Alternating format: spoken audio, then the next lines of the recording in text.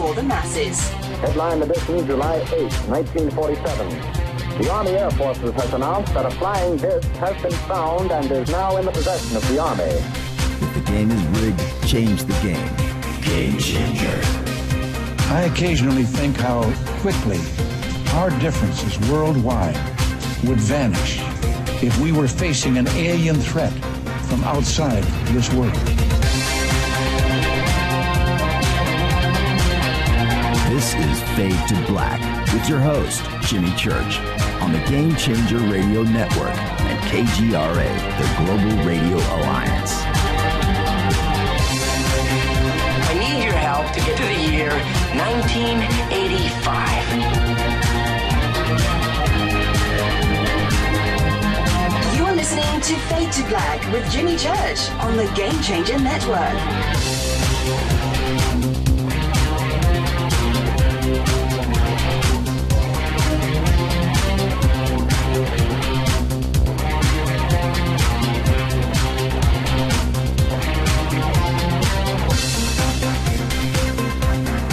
Holy crap.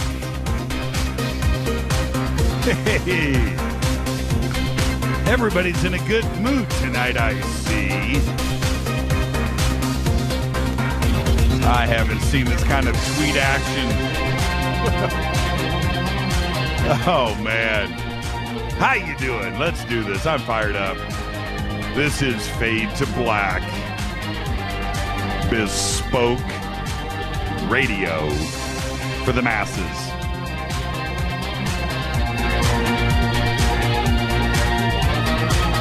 Today is Tuesday, August 11th. 224 days into the new year, 141 days left. As always, we are live from the City of Angels Studios right here in downtown Burbank, California. City of Angels Vapor, COA. Makers of the Fade to Black e-juice. It's called Fader Loops. Just go to the COA banner, JimmyChurchRadio.com. You can use the promo code Jimmy for the Fader Not Special. That's right, free shipping.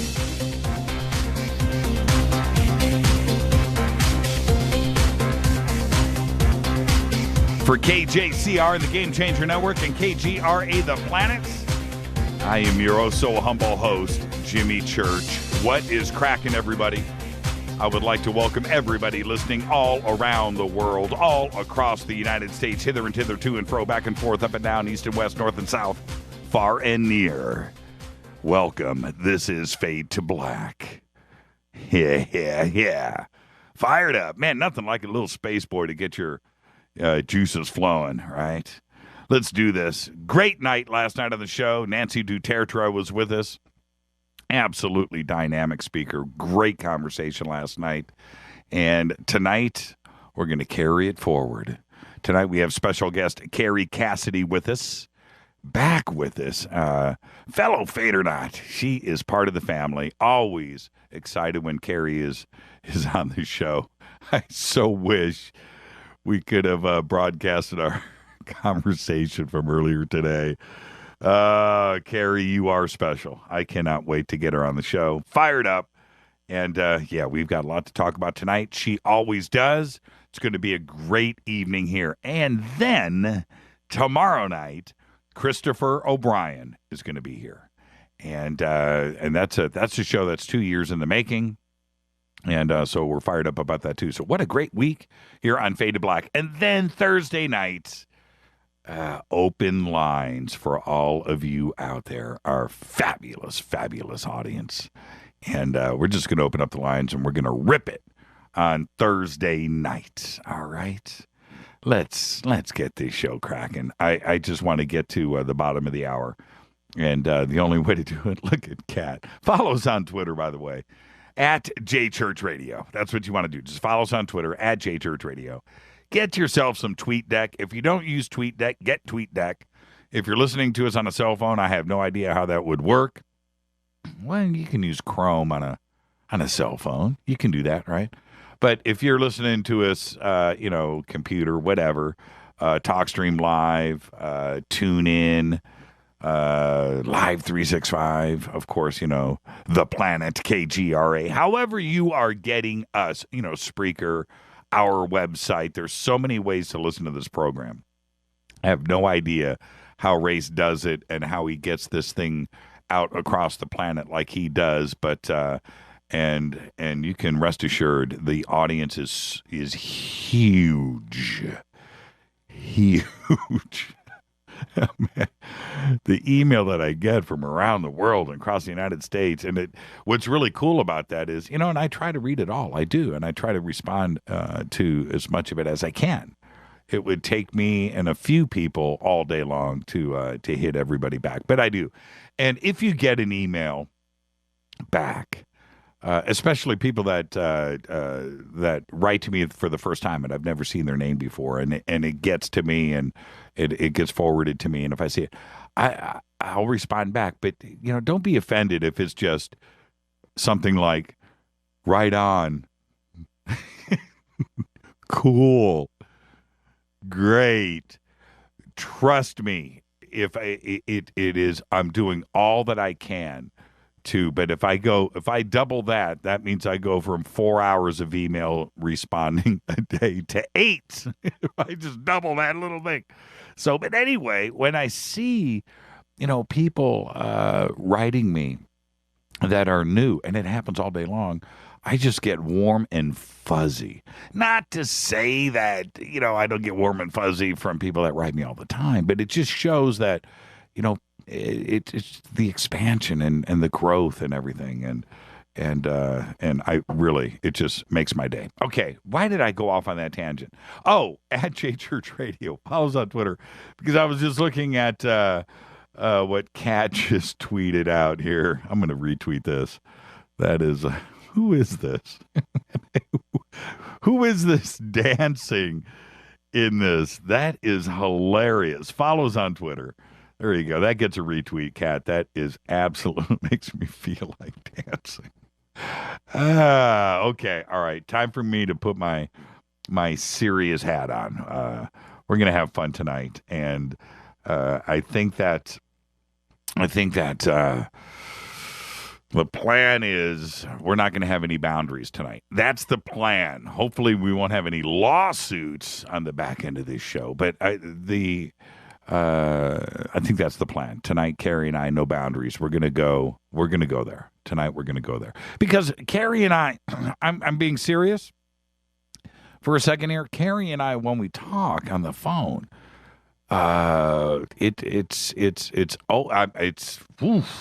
it's honest. And every time we're at the end of the conversation, we're laughing. And it's like, man, this would have made a great show. And so today we just said, you know what? That's it. We're going to do this tonight. I said, you know what? Let's do it. Let's just be ourselves. So that's what we're going to do tonight. And it's always great fun when she's on with us. Studio Dome, do go and get yourself a Studio Dome. Get yourself that 4-port USB charger. It's called the Bud E. Plugs into the wall, 4 USB ports on it. It's a $19.95 value, $20 value, free if you just get an SD1. And that's only $59.99. You get $40 off of that. Get yourself one. Help support the show.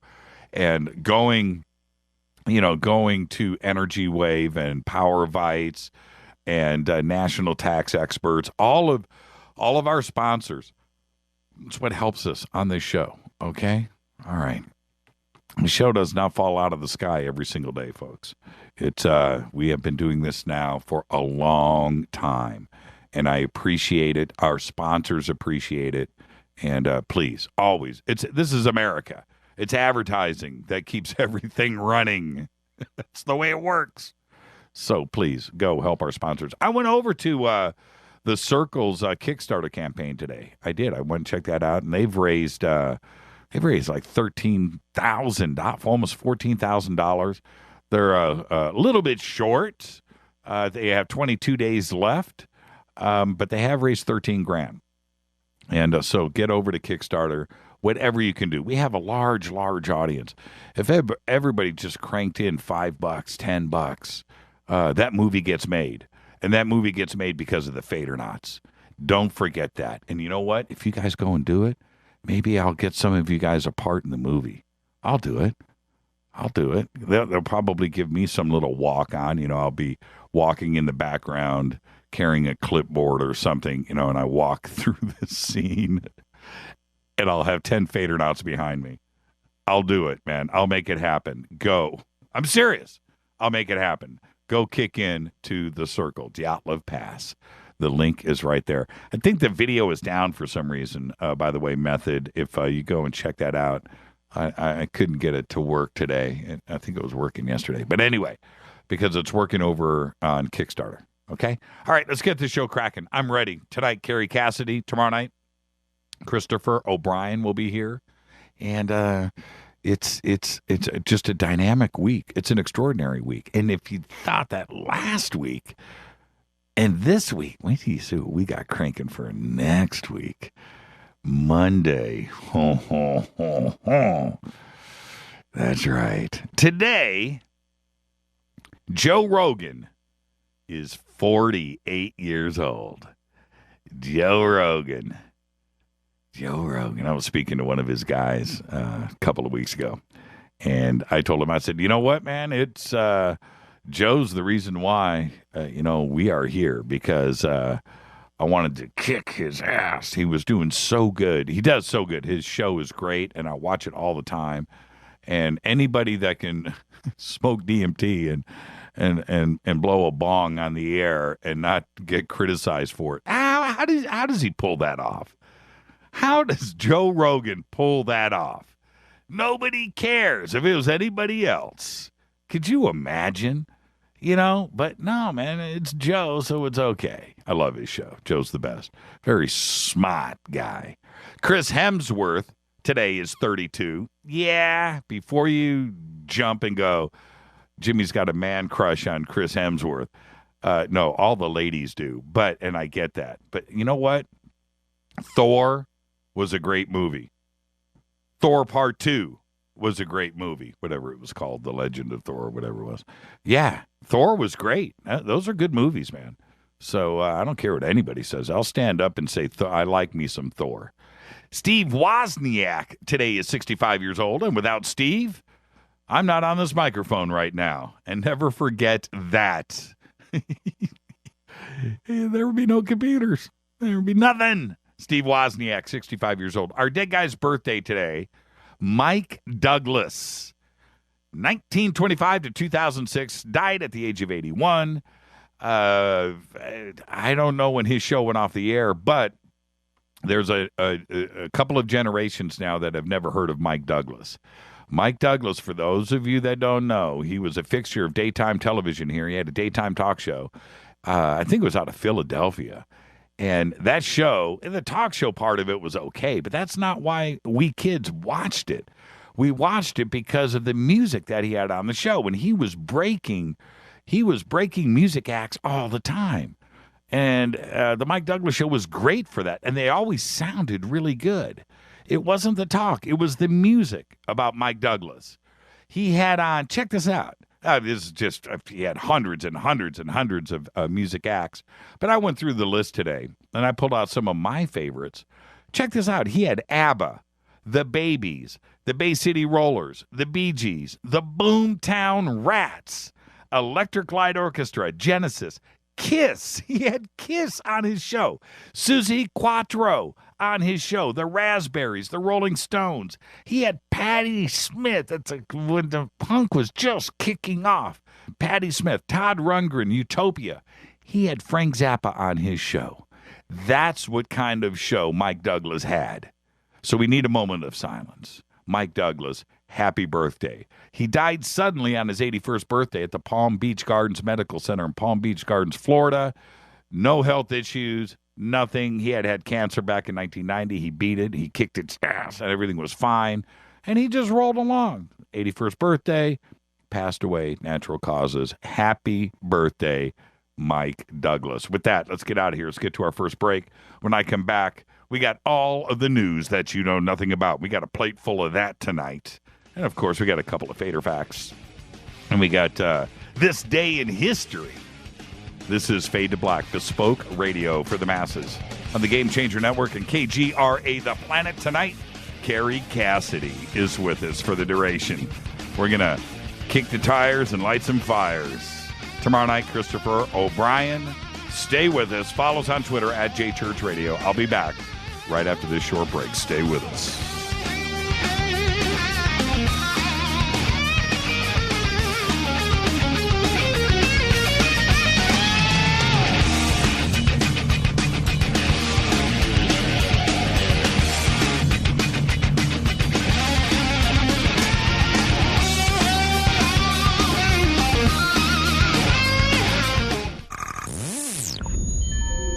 You're listening to Jimmy Church, Fade to Black.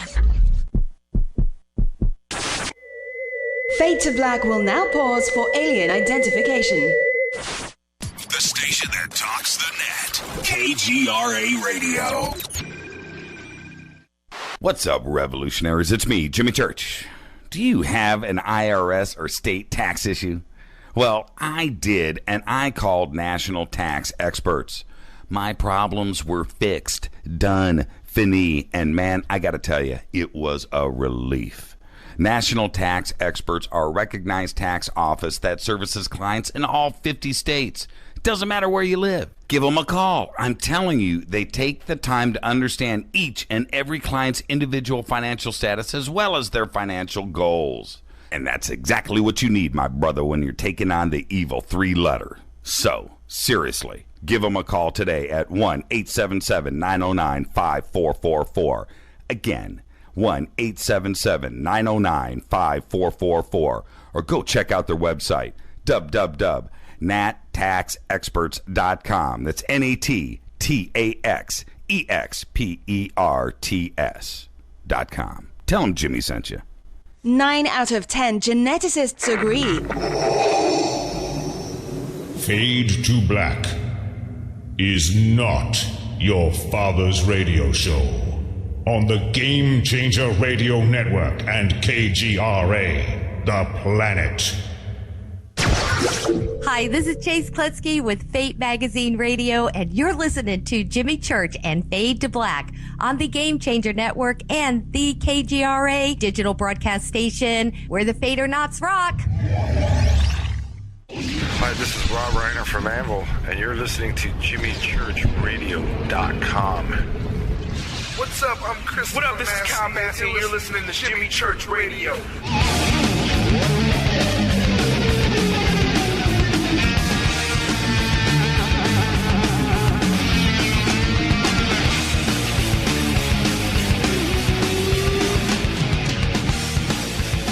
Yeah. Fade to Black, the Tuesday edition. And guess what I'm doing? That's right. I'm doing my power fight. Gonna need it tonight. I need it every night, but I got Carrie on tonight. I gotta be on my A game. Here we go. Power bites. Stand by it. Go and get you some power bites. Get some power mates too. Just go to energywave.com. Energywave.com. Love my power bites. The same bacteria found in better yogurts helps your body absorb the nutrients. And you know what? I'm serious. After the show every night, you know, when we head home, we drive by that taco truck. It's like a magnet. And now I'm cool. I know. It's like my whole system over the last few months has taken a turn. And I know it's because of Power Bites. I don't know what I would do without them now. The Green Turtle Bay Vitamin Company are dedicated nutritionists. They've been producing Power Bites for over 20 years right here in the United States of America. You hear me talk about this every single night on the show. I believe in Power Bites. Just go, click on their website. It's at jimmychurchradio.com. Go and get yourself some Power Bites.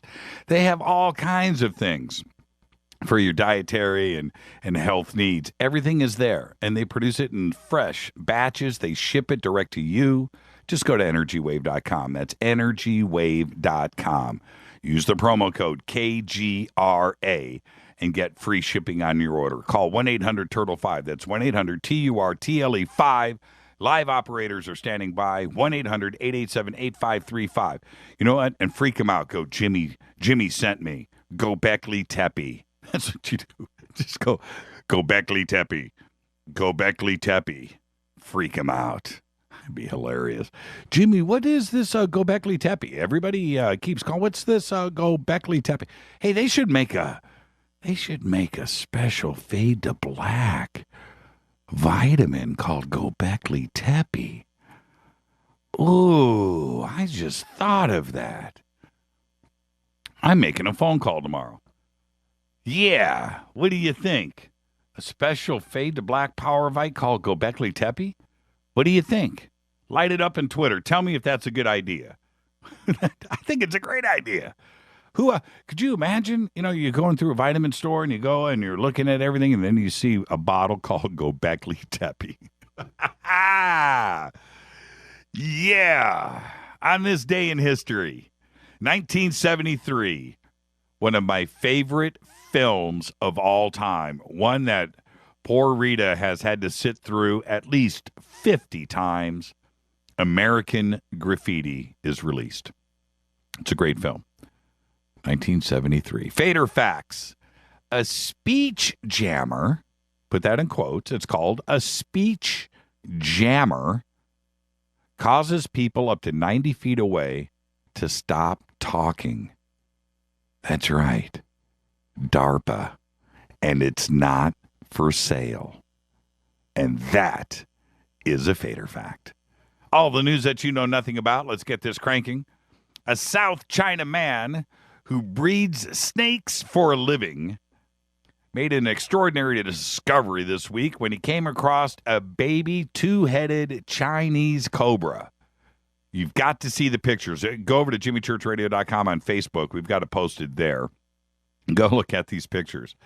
It is gnarly. It is wicked, and it is real. The unusual find at first seemed like to the breeder like he was going to go and sell it. He saw money, but then he realized that it wouldn't eat and it wouldn't drink. So he brought it to the Nanning Zoo. The cobra is still alive. It's pencil thin right now, but it still has yet to eat on its own as of today. They're doing their best to keep them alive.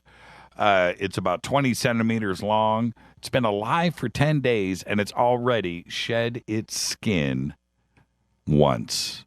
A United Nations report released Monday forecast, and I talked about this last week, and now they've released another report yesterday that the world's population could nearly double by the end of the century, reaching 13.3 billion. I talked about this 2 weeks ago, and they were talking at that time, it was they were looking at about 11 billion. Population growth is going to be driven primarily by sub-Saharan Africa, which currently sits at around 1.2 billion, but they're expecting sub-Saharan Africa, to rise to 5.6 billion people by 2100. Holy crap. Now, let me look at the studio clock here. I've got to get to this crazy story that happened out of Australia. And the wedge-tailed eagle is Australia's largest bird of prey, wingspan of 6 feet. It's humongo, right? There's a video now. And if you go over to our Facebook page, jimmychurchradio.com, if you go over there, the video is posted. And this guy's name's Adam Lancaster, has got his drone out, high def, and he's out. He's not an experienced drone pilot. He's just out flying his drone, and this frigging eagle attacks the drone, and it swoops in and takes it out. It's unclear. He doesn't know if the bird was hungry or just pissed off, but it took out that drone like it was nothing. It's insane. You've got to go and watch this video. Let's go over to the Facebook page, because this thing swoops in, and you hear it too. And the next shot is the drone falling out of the sky, and then it's on the ground sideways, and it got taken out. Crazy video. There's a long history. This is disturbing, but this is what's going on right now with Twitter.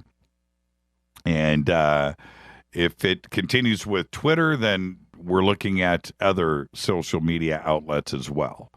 But there's a long history of comedians stealing each other's jokes. That's what they do. You go to a comedy show, there's a comedian in the background watching the show, gets the good joke, writes it down. The next day he's got it in his. That's the way, it's tradition. But a number of freelance writers now, including Olga Lexel, who consider jokes to be intellectual property, and they submitted a request to remove tweets on copyright grounds. As bizarre as it may sound, Twitter has launched a crackdown. They're deleting bunches and bunches of tweets after users were accused of stealing other people's jokes. Now, where this also gets a little fuzzy is what if Twitter was set up, 140 characters, Twitter was originally set up, and I talked to Jack Dorsey about this at length, the CEO, the founder of Twitter. I've talked to him about this a lot. Twitter was set up as an outlet to your thoughts. You have 140 characters to just what is on your mind, boom, get it out there. It wasn't really set up. The idea wasn't to retweet, retweet somebody's thoughts or somebody else. It was about you. That's what Twitter was originally set up for. Now, it gets a little fuzzy here. What if you retweet somebody's jokes? Is that also getting into this fuzzy area?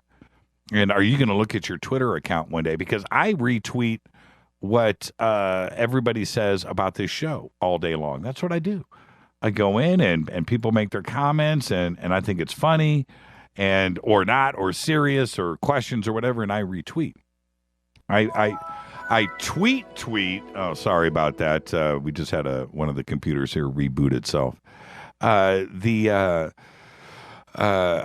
tweet myself an actual tweet. I probably tweet once, maybe once an hour throughout the day. That's what I do.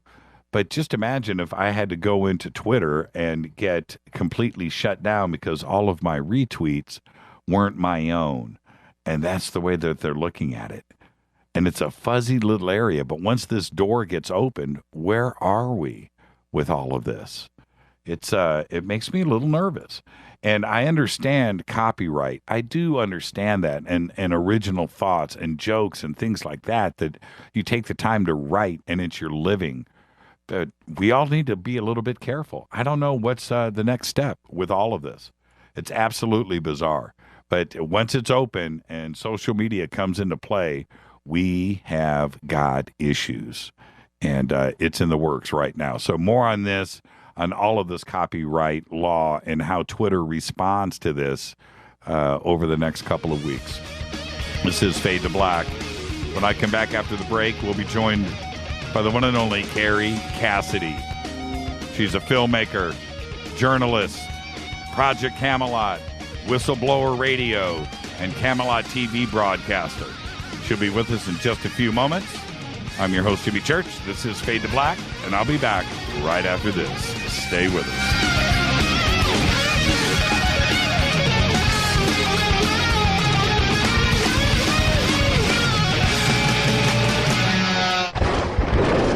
This is Fade to Black with Jimmy Church on the Game Changer Radio Network and KGRA, the Global Radio Alliance. The station that talks the net. KGRA Radio. Hello, I'm Katie, and you're listening to my main man, Jimmy Church, on jimmychurchradio.com. Hi, this is Jimmy Church of Fade to Black. Today, everybody, the Fadernauts and planet Earth is vaping, and I'm very proud to announce our very own e-juice. When we were approached by City of Angels Vapor about Fade to Black e-juice, I wanted to make sure that it was the very best, and that the flavors were something that I could create myself, and we did just that. Introducing Fade to Black Fader Loops. This will take you right back to Saturday morning cartoons and your favorite bowl of Fruity Loopy cereal.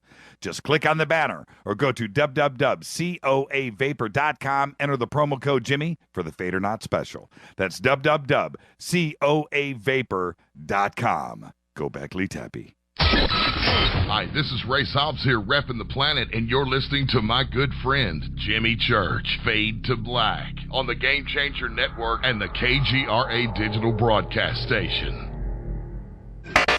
Imagine no longer being tied down to your computer, but having the freedom to take live talk radio with you anywhere you go. TalkStream Live introduces our first ever iPhone application. The talk shows you follow now follow you. And your iPhone is now the fastest and easiest way to stay connected to the best talk radio on the internet. Let TalkStream Live transform the way you listen to radio. Listen to live talk shows 24 hours a day, 7 days a week.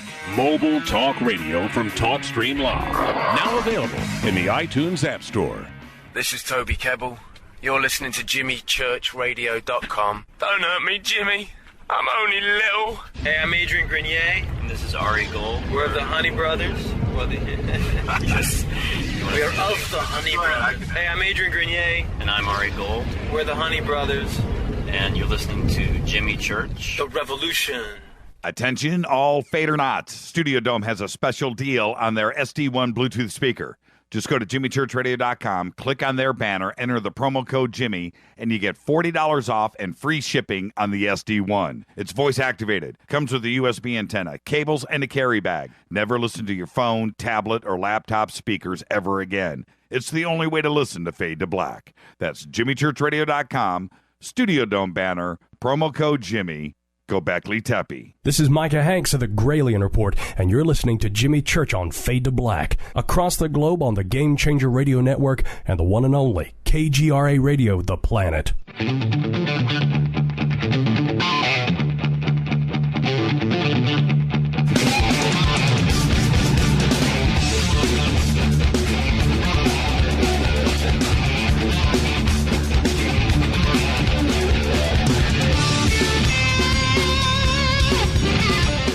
All right, welcome back. This is Fade to Black, bespoke radio for the masses on the Game Changer Network and KGRA The Planet.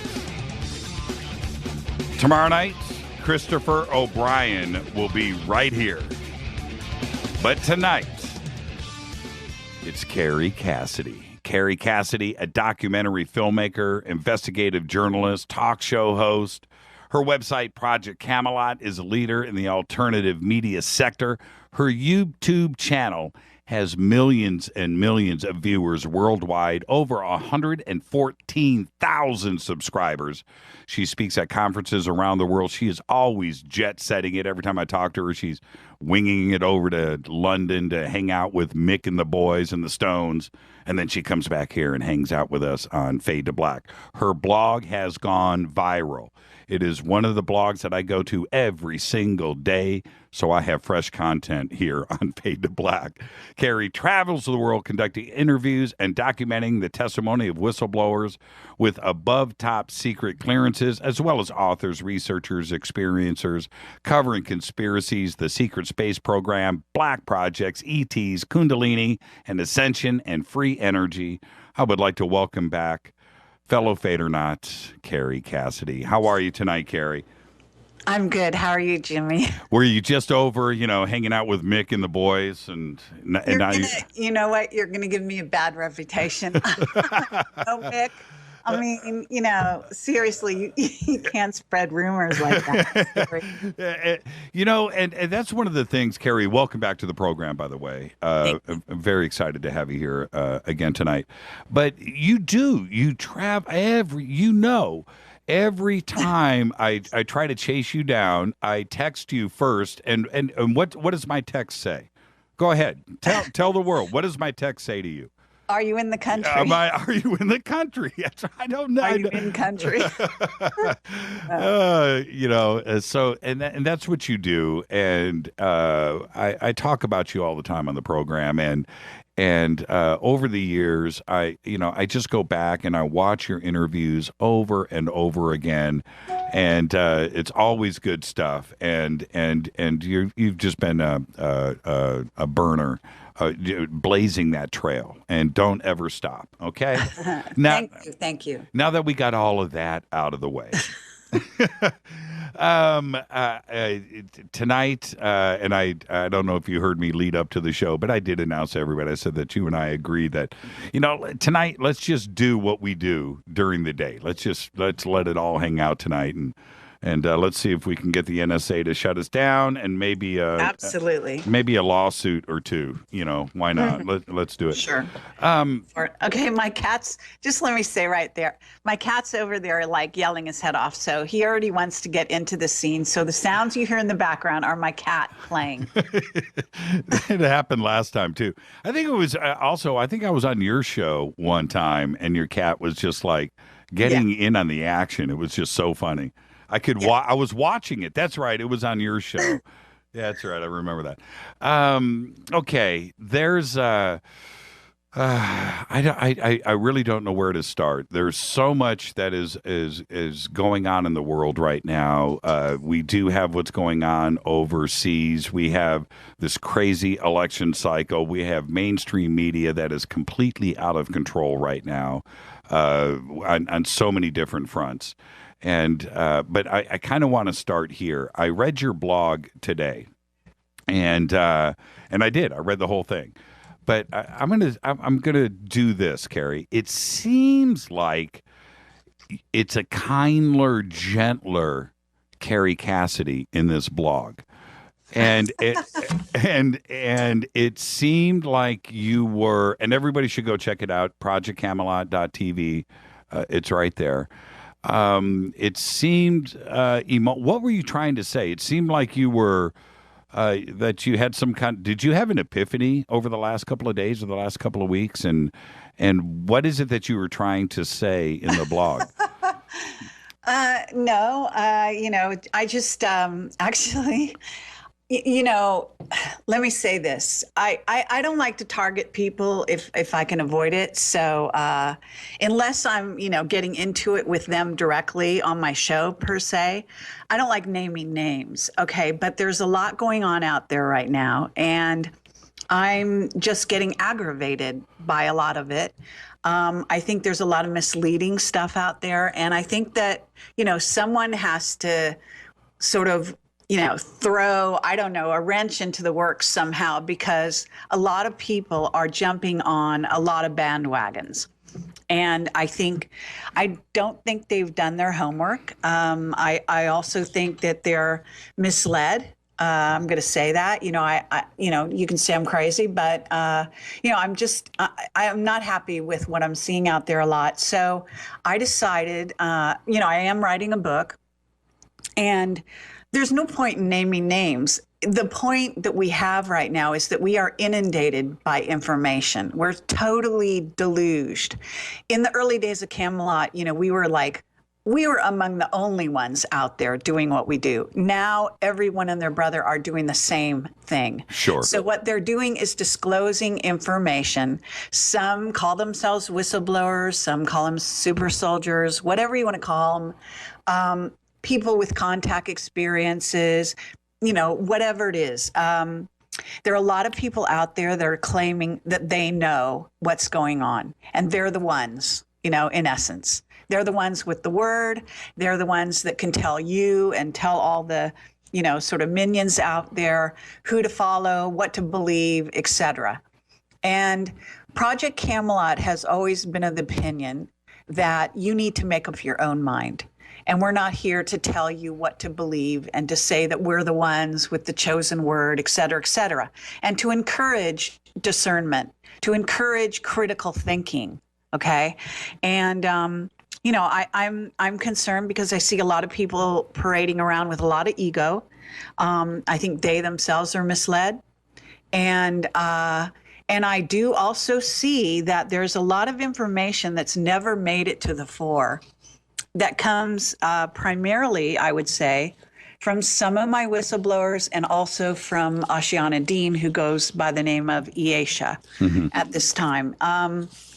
And I'm going to name names in the sense that I'm going to name groups right now, because this scene that we're in right now is really a 4D group versus group mentality. That's where we have moved to. That's why it's not now about, oh God, I have contact and I'm a chosen one. And, I met these ETs and they look like thus and so. And, this is my unique experience, because the bottom line is that everyone has contact. Sure. That we are all, various ET races, and we have their DNA. So let's get over it right now. Let's just clear the decks and understand that everyone is in touch, not only through their own higher self with the creator and at various higher levels, but however clouded at the moment they may be. And as well, they could have a revelation, an inspiration, a download, whatever you call it. They could be in contact tomorrow, getting their own information, and so on. Some is coming from a positive side, service to others, as we call it, and some is coming from a service to self mentality, that their ET heritage comes from a service to self mentality, that they've been following that for, eon after eon. Maybe they're about to change sides. Welcome, to the good side, if that's the case. Sure. That's where I'm going with this. And actually, I'm going to write a corollary article in the next few days. But I have to say, I want people to understand that because you see somebody out there on a platform who says they have big deal contact and they remember everything, and that's just so wonderful, that it's kind of like remembering your dreams. Just because you don't remember them and someone else does, doesn't mean you didn't have a dream. Right. Well, I find that there's okay. Let's since we're going hardcore here, let's just throw it out there on the table. The keeping a secret, and I'm talking about the government, keeping stuff away from us is powerful. Keeping secrets is a powerful tool, but a more powerful tool than that is knowledge. And it keeps us, you and I, and our audience one step ahead of the game. And the more that the knowledge is out there, the secret side of it gets that power gets diminished. That being said, our audience is hungry for knowledge, and there are people out there that read a lot. They're on the net, and they talk about experiences and stuff that is just peeled off of the net. It's from a book that they've read. But they turn around and they tie this into their own world, and they try to create. Yeah, I worked at Area 51, and I was with. I interviewed an alien, and I did this, and I did. And when I see that, I can piece the different sources that this information has come from, right? And but people listen to this, and they're so hungry for knowledge and the truth that they allow these people to flourish and have that platform that you're talking about. And yes, it is frustrating. It is totally frustrating. And without naming names specifically, let me say this, Jimmy. What you're describing is not quite what I'm describing. In other words, you're describing someone who purposely goes out there and tries to deceive people. And I think that's a lot more unusual than it's given credit for. I think what I'm actually talking about are the people that have legitimate contact, who in many cases, not all, who aren't necessarily working for an intelligence agency and doing a job. Right. Although there are those. Right, okay? right. And there are those, let me tell you, shades of gray. There are plenty of people out there that have worked for intelligence agency, taken people down the garden path and have contact and have legitimate information. in the same human. In other words, it's not cut and dried. It's not like black and white. You can't take these guys over here and say they're full of it and that these guys over here have got the real word. No, It's Right. not like that. Right. And, we've talked about that in the past. But the fact of the matter is that there's a war, okay? There's a war of worlds out there. And there's no doubt about it. It's been going on for eons. And we humans have been part of it, and we are part of it. And we're getting more and more sort of embroiled into it as time goes on in a conscious way. Not that it wasn't going on over our heads, regardless of this or that. It's coming into our backyards. The chemtrails are one part of that war, for example, and everyone who has half a brain can see the chemtrails, all right? Right. So those are part of the weather war, part of the subterfuge to keep you from looking at the sky at certain opportune moments when they would want to conduct some kind of operation over your heads.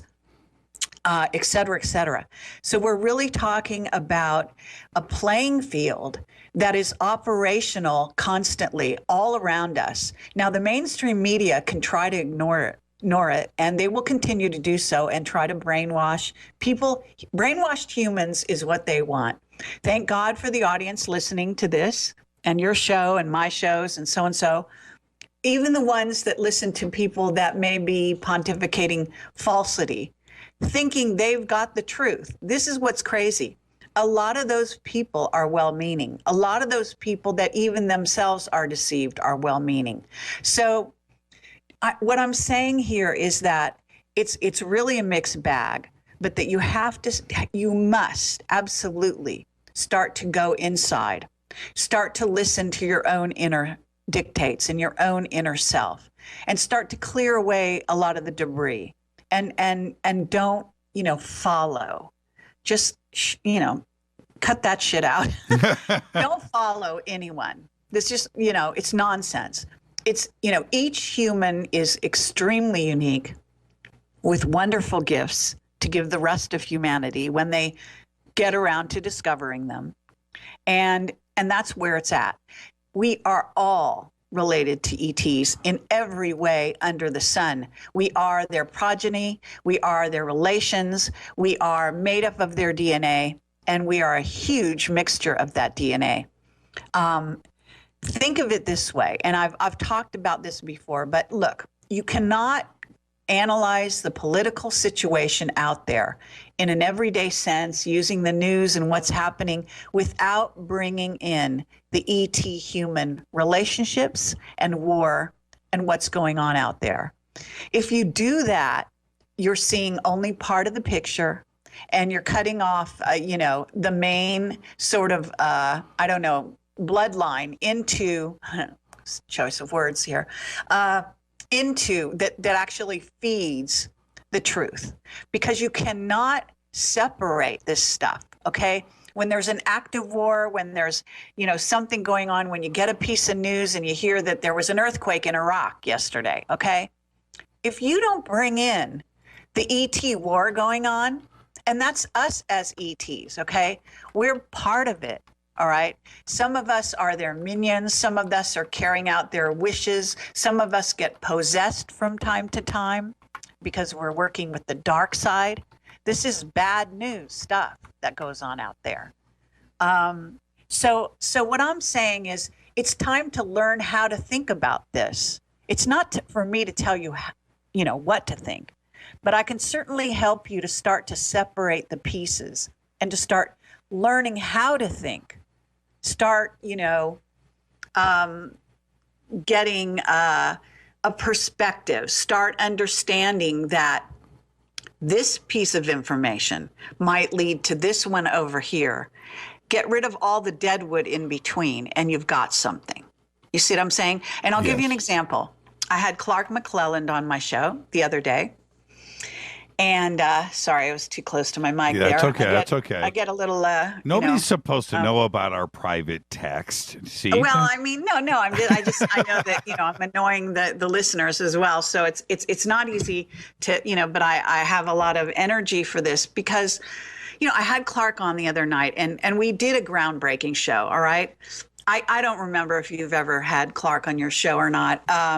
And if you haven't, then I encourage you to do so. I'll give you a recommendation, etc. Well, let's and I followed Clark for years. So before you jump into Clark, let's not assume that our audience knows about Clark. Who is Clark, and what was his career with NASA?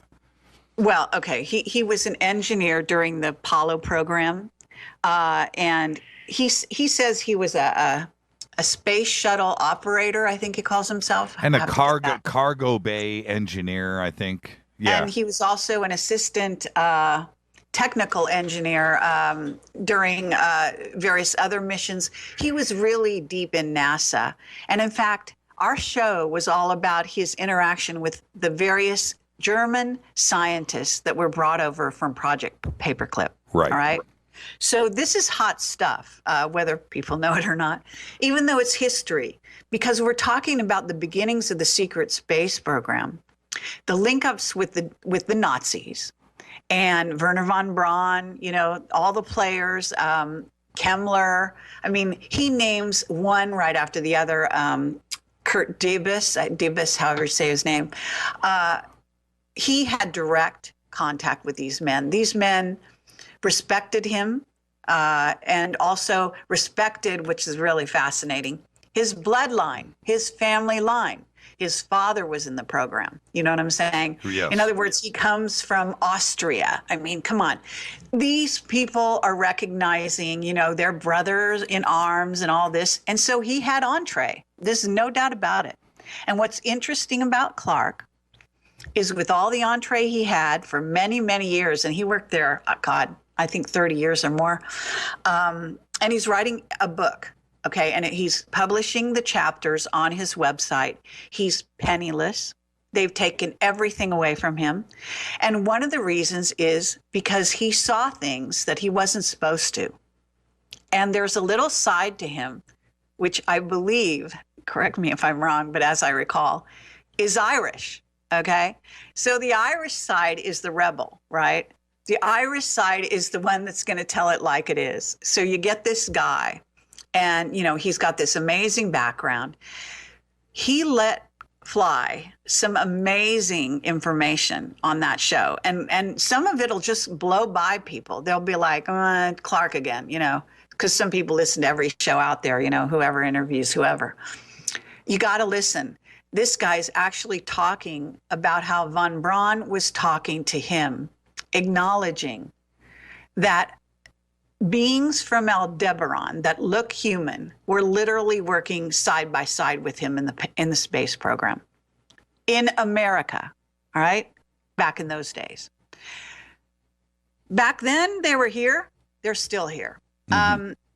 We have information. They're going to be giving a whole frickin' huge part of Africa to the beings from Aldebaran because they've already destroyed 2 of their planets and they're on their way in. There was a television show called The Events around this. Some people think that's bull. I can tell you I've got at least 3 separate witnesses that attest to that. For what it's worth, there are dots being connected here with these people that give you clues, and the clues come out of nowhere. You know what I'm saying? Mm-hmm. If you don't follow them out, you're missing the picture. What is he saying? He's saying ET is here. He's saying they're working with our space program, all right? And they're humanoid. And he's also in the interview, by the way, saying we're all ET. Yeah, we're all descended from the stars, like Bob Dean said. We come from the stars and we will return to the stars. He said it very poetically, but it's got a very material, bloodline related, down to earth corollary. He recounts this one event when he's sitting like in the Cape Kennedy or whatever in the. I'm getting an echo, Carrie. Are the speakers on over there? An echo all of a sudden. It's okay. It's okay. It's gone away. Let me try putting on my phones and see if earphones. Yeah. But anyway, so Clark recounts this event where he's watching the monitors. He's at the command center, and he sees into the shuttle's bay where they are launching a satellite. And I think there's an astronaut or two in the bay, and a couple of the video cameras are pointing in one direction, and you can see off in the background a spaceship sitting out there. And he trips on that, and then when they point, they move the cameras back around into the shuttle bay where they are launching this satellite, and in the shuttle bay is like this 9-foot ET wearing a spacesuit, right? And he's shocked, and he can't believe he's seeing what he's seeing. But he sees for the first time ET assisting us in our shuttle program, and that's exactly right. And he recounts that on my interview again, for people that haven't heard it. He also talks about the guys that called him up and basically said, "Yeah, I've seen it too."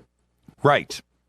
Yeah. He's now the reason why I look at he goes back to the Mercury program. He knew all of the original 7 Mercury astronauts. He worked all the way through the Apollo program and up and through the beginnings of the space shuttle program. He had a long career there at NASA, and for him to turn around and whistleblow, he's a guy that I look to because he doesn't have a reason to BS.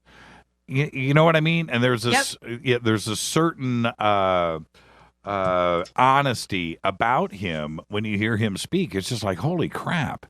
And you're not thinking to yourself when you listen to Clark McClellan, you're not thinking about a story that is fiction, that is made up, science fiction. You're not thinking that. It just sounds like he's recounting an actual event, and you better be listening. And that's how Clark strikes me, and always has. Absolutely. Let me tell you something else he said, which is groundbreaking. And he's actually said it in a prior interview, but I think it just goes out there and somehow just gets lost in the shuffle. And I think he happens to have it right. He's talking about what appears to be some kind of planetary body, like a star. He wouldn't say it's a dark star, but it's a star of some kind. And it's being towed along behind what he calls a Dyson sphere that's full of beings. In other words, is it Nibiru or is it some other, planetoid? Who knows? He's been talking about this, I think, since the day he was, kicked out of NASA, basically. And I think this might be the key reason that they took everything away from him, including his whatever you get, the pension or whatever you call that. This is hot stuff. You're talking about a guy who worked at NASA. He is not about to ruin his legacy. If you can appreciate that, he takes all of this very seriously. He's incredibly respectful. If you read his chapter 28 about the relationships he had with these various German officers. Well, let's take a break right there. We're up against a hard break, and when we come back, we'll finish up with Clark. But I'm also going to ask Carrie what happened to her a couple of months ago, and we all need those details. This is Fade to Black. I'm your host, Jimmy Church, on the Game Changer Network and KGRA, The Planet. Back right after this.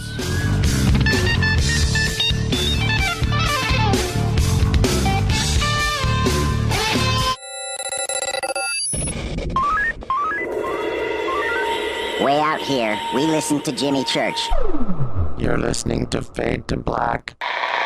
All Always on the edge of the hottest alternative talk. Jimmy Church with Fade to Black. KGRAradio.com. Hey, everybody, what's up? Jimmy Church of Fade to Black, and check this out. The 2015 MUFON Symposium will be held this September 24th through the 27th in beautiful downtown Irvine, California. Expanding ufology, opening new doors in academia, industry, and media. Former Defense Minister of Canada Paul Hellyer will be there in person. Former CNN news anchor Cheryl Jones, TV news journalist Jaime Maussan, and MUFON's chief photo analyst Mark D'Antonio. They're just a few of the growing list of names for the 2015 event. It's September 24th through the 27th at the beautiful Hotel Irvine. Get your tickets today at MUFONSymposium.com. That's MUFONSymposium.com. Go Beckley Tepe. ¿Qué tal, mis amigos? Yo soy Mario Carson, el tiburón, y los invito para que escuchen a mi buen amigo Jimmy Church Radio. ¡Claro que sí! Did you ever turn to your radio for your favorite talk show to find that it's been preempted for this? In the air to deep right center. Back goes Lewis to the wall, and it's all here! Or this? And I'm ashamed of you, Hillary, for voting for it. Do you have a favorite talk radio program that's not available in your city? Just go to TalkStreamLive.com for links to the best streaming talk radio shows. At TalkStream Live, you will find live talk shows 24 hours a day, 7 days a week. All your favorites are here. With such a large selection, you will also discover some new favorites. On the go and still want to listen? With the mobile smartphone, simply type TalkStream Live on your internet browser. Now you can take internet radio with you. You will also find hundreds of music, news, and sports streams. Best of all, the TalkStream Live directory is free and there's never a login required. Remember TalkStreamLive.com, the fastest route between you and your favorite talk radio show. You are listening to Fade to Black with Jimmy Church on the Game Changer Network. Oi, oi, I'm Reese Evans. You're listening to Jimmy Church. This is Revolution. The revolution will not be televised. The revolution is on radio. Ciao.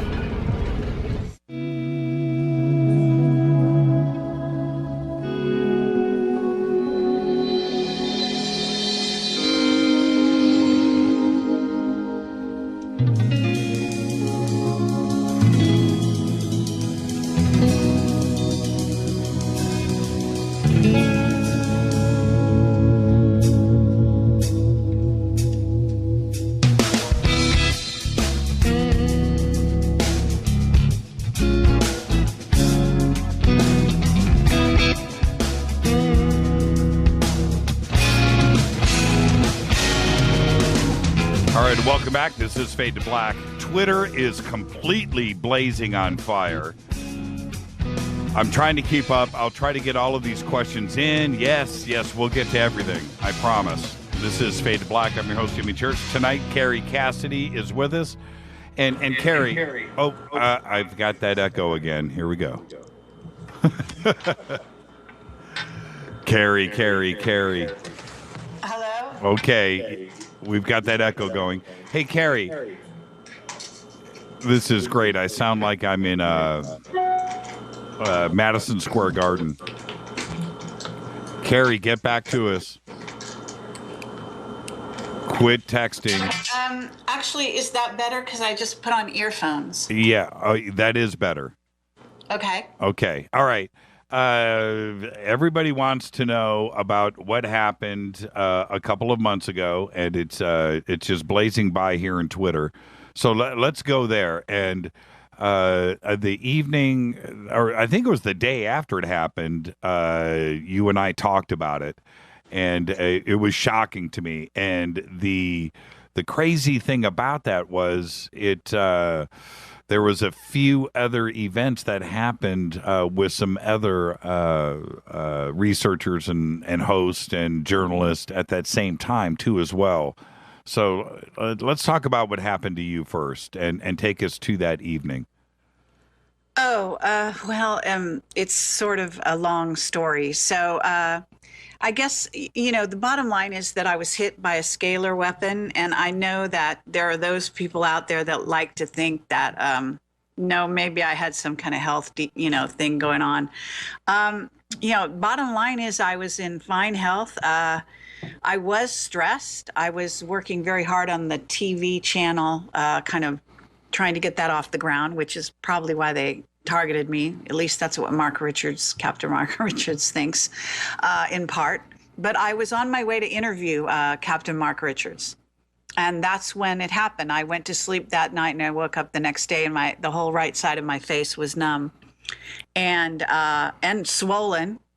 And also, had no response. So it was in essence like what they call Bell's palsy, I think. Right. And well, you were.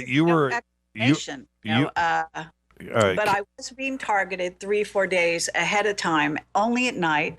I knew that I was they were shooting something electronic at me. I could feel it behind the right side of my ear.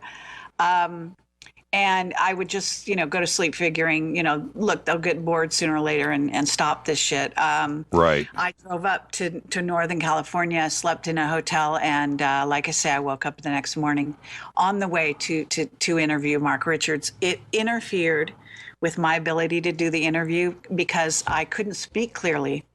It interfered, the right side of my face, interfered the lips and that area.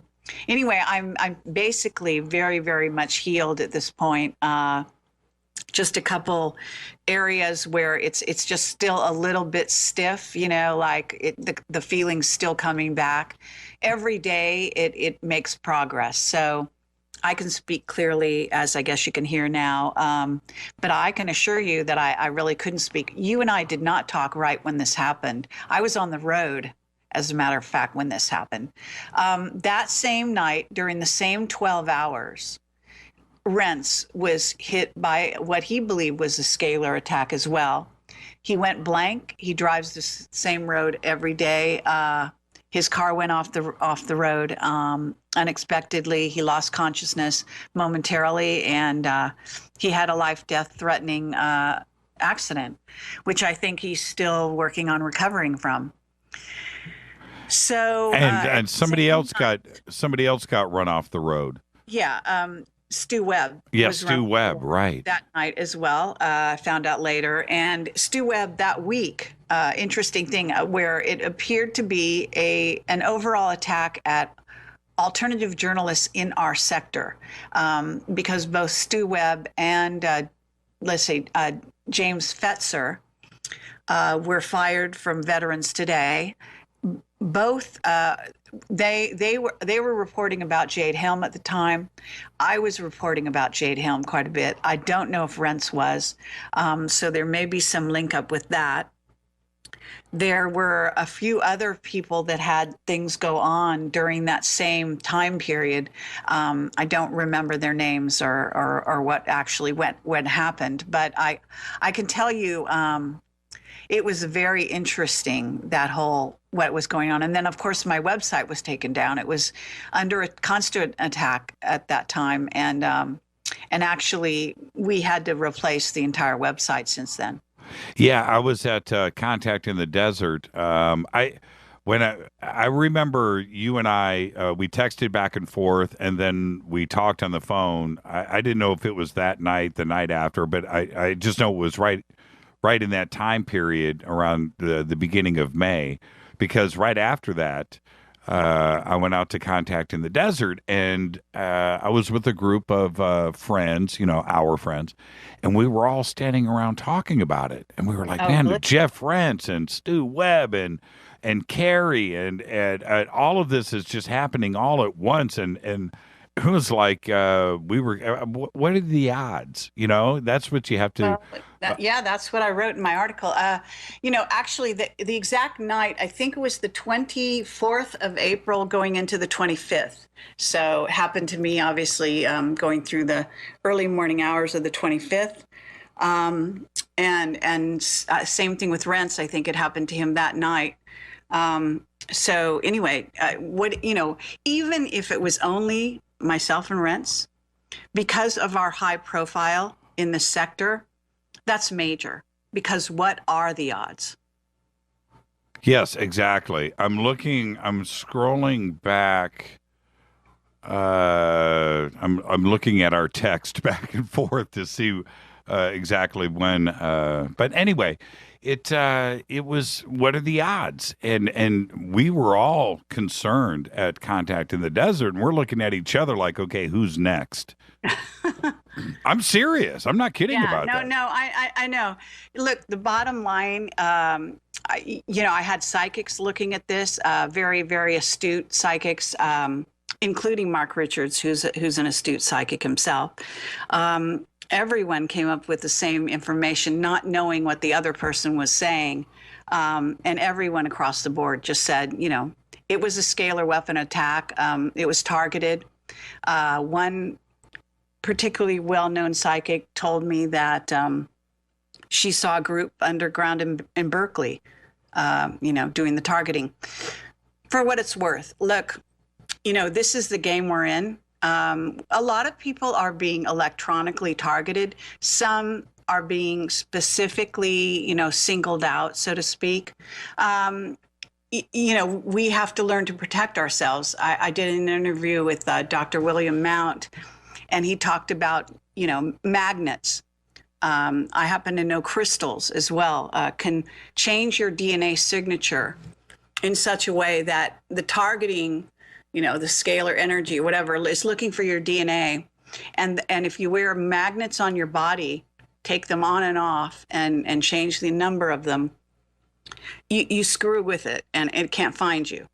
So he said that's something that they know, insiders know. So yeah, it's real. Well, you have millions of fans out there, Carrie. So let me say, how are you today? Are you cool? Are you back? I have a picture. I mean, I took a photograph using my, computer camera. It's on the front page of Camelot. You can see my face. That was yesterday. I just had another acupuncture today, just to get rid of some of the swollen area around my mouth on the right side. And, it's even better tonight than it was this morning. So it's going away. You take a look at the photograph and you tell me, I looked like a monster when this happened. Literally. Oh, no. I mean, it was horrible. I couldn't even look at myself in the mirror. My face was swollen. I couldn't talk. It was unbelievable. It was horrible. Yeah, and it was about the most horrible thing ever happened to me in my entire life. I'll say that. I remember you telling me on the phone right after it happened. You said, "Jimmy, I was lying in bed in the hotel room, and I could feel it targeting right on, behind my ear, this burning, and I knew what they were doing, and there was nothing that I could do about it." And I freaked out. I was like, "What?" And just the description of it is frightening, and not the, well, of course, the physical side of it, but the ability for them to be able to do that. That's the frightening part, to just, to target and that it's something going on when it's burning like that, and you can't do anything. Did it only, Carrie, was it like targeted only in the bed? Like, in other words, could you walk somewhere else in your hotel room and then it would go away, and it was only when you were? Yeah, pretty much. I have to say, when I was awake, I could go out, leave the premises. It never happened during the day when it was going on. It only was at night. And, at some point you have to sleep, you lay down and sleep. And it was during that time. It would be right before I fell asleep. So I'd be aware of it. I would use the things that I had at hand. But when I left my house and actually went to Northern California in the hotel, I didn't bring all my crystals and various protective, things. And my mind was not about that. You know what I mean? I was focusing on the interview I was going to do with Mark. I was, we were in transit. I was in Palo Alto. We had just met with a you want to call him a quasi whistleblower that evening. He didn't turn out to be someone who wants to come forward in any way, but, for what it was worth, just went to sleep after, 1 in the morning. And, so it happened in the early morning hours. It was what it was. I don't even know. I even toyed with the idea that I could have been abducted, because military abductions, I don't know if you've ever heard my Aaron McCullum interviews.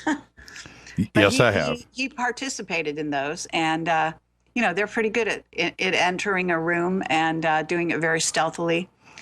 I have a boyfriend. I was traveling with my boyfriend. He didn't hear anything or see anything or feel anything unusual that night. So I wasn't alone. A couple of tweets have just popped in and said, "You look great." So there you go. All right. All right. Thank you. And somebody just tweeted, let me see this. Your eyes look great too as well. So there you go. Thank you. Thank you. Okay. Let's, I want to be gentle here. I want to talk about Courtney Brown. Courtney is a friend of ours, friend of the show. He's going to be on with us in a couple of weeks. And, but you and Courtney, he was just on your show. So, again, I No, I mean, look, he's a great guy. I have no issue.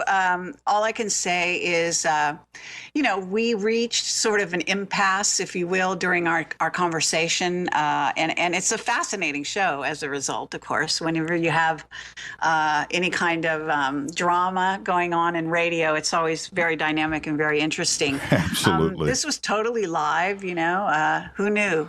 I actually thought, before I started the show, I thought, Phoenix Lights, he remote viewed the Phoenix. He has a team that does it, remote views the Phoenix Lights. I thought this is going to be a very, tame show. Little did I know. Then I watched the video that he has on his site, which I do recommend people watch. I mean, he's charging like $12 to view it on Vimeo. It's worth it, in my opinion. One of his viewers ended up having a conversation in real time, being filmed on video while this is going on. He's a remote viewer. The being was apparently a very tall humanoid cat being, and was supposedly inside one of the Phoenix Lights ships over Phoenix in, I think the year was 1998 or 97. And in real time, knew that Courtney in this time, okay, so in it, we've got a time travel element to this story, in which that viewer was in this day and age in, a couple of months ago, whenever they did their sort of a remote viewing of the situation, literally looking at the being caught him looking at him and was, I guess, slightly amused from what I recall in the description. And they started having conversation. The being started to talk to, his name is Dick Allgaier. Dick Allgaier. Yes. Allgaier. And he started to tell him about interdimensional travel, which, what a hoot. Here's this being trying to communicate with the guy, and he's trying to communicate what the being is saying to him in real time, to the camera, to the videographer, whoever it happens to be. And maybe Courtney's in the room as well. I don't know. No, Dick broadcast out of Hawaii. And Courtney's on the East Coast, and then Dar Smith is over in England, and so they set up the cameras. They're by themselves with the camera. With the camera. There is no videographer there. He's got right. it. That's so how they. However, was going. But right. Interestingly enough, whatever they videoed, Courtney broke in the middle of that conversation. So in the tape, that you'll see on Vimeo, you'll actually see Dick in the process of communicating, and then Courtney interrupts to say, whatever closing remarks, let's say. And, I was taking issue with the idea that, wow, here's a real life, discussion with an ET going on in real time. And then I'm basically just asking really what I consider to be innocent questions, such as, well, don't you think that it's possible here you have communication, real communication with an ET? So why doesn't you establish a line of communication? He can go back there and he can reconnect, or, so-and-so. And I was just positing the possibility that this might go on, and that further investigation, and that what was really going on, and why not go deeper, and what really happened, and how was that conversation ended? I mean, I had a million questions, all right, sure, when I'm watching this. And the funny thing was that Courtney kind of froze. He kind of just, started repeating himself over and over again. Oh, we're doing you such a service, and this is what we gave you. And talking about how his remote viewers couldn't possibly ever work outside of his protocols. And, they would never try to, reconnect with an ET. And I'm like, what is this? Sorry, ET, I've got another call right now. Can you, I'll get back to you, or I can't get back to you, but, see you later. I mean, what is that? We're talking about history in the making here. And so what was weird was just what happened. But the thing that happened that was also strange is, and this is what's going on now. If I'm on Google, I'm using Google Hangouts with YouTube. Not just like I used to use live stream with Skype. What they used to do when I got an area where they didn't want, any information out there, they would just throw us off Skype. Okay. Mm-hmm. But now they've finessed it, and they've probably got their hands into Google so deeply that they can actually take one person down sound-wise and still leave them up on the picture. So you have Courtney trying to talk to me suddenly. He lost all sound. Right in the middle of me asking him these questions that he couldn't answer, and was getting all frustrated over. Boom, the sound went out. You couldn't hear him. He couldn't hear me. The audience couldn't hear him. The audience could hear me, but he couldn't hear me. So no longer do we have a connection. So you actually can see him on my video talking to, trying to talk to me and continue to talk, and he has no sound. So we had to close it down. And then I tried to go back on to YouTube, and it wouldn't let me back in for a while, 5-10 minutes. And by then Courtney just said, look, I can't deal with this, and I'm leaving. So he took off. Actually haven't been back in touch. I meant to get in touch again and just say, let's do this again, because we are interrupted. I don't know if he'd be willing to. He might. He's kind of a trooper.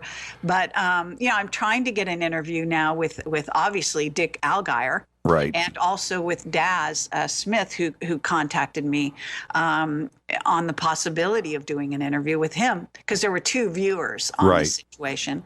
And you had told me that you actually saw, I think it was you, that you saw the pyramid, another viewing that Courtney did and his team of the pyramid, in which they actually contacted another being and were talking to them. Yeah, right?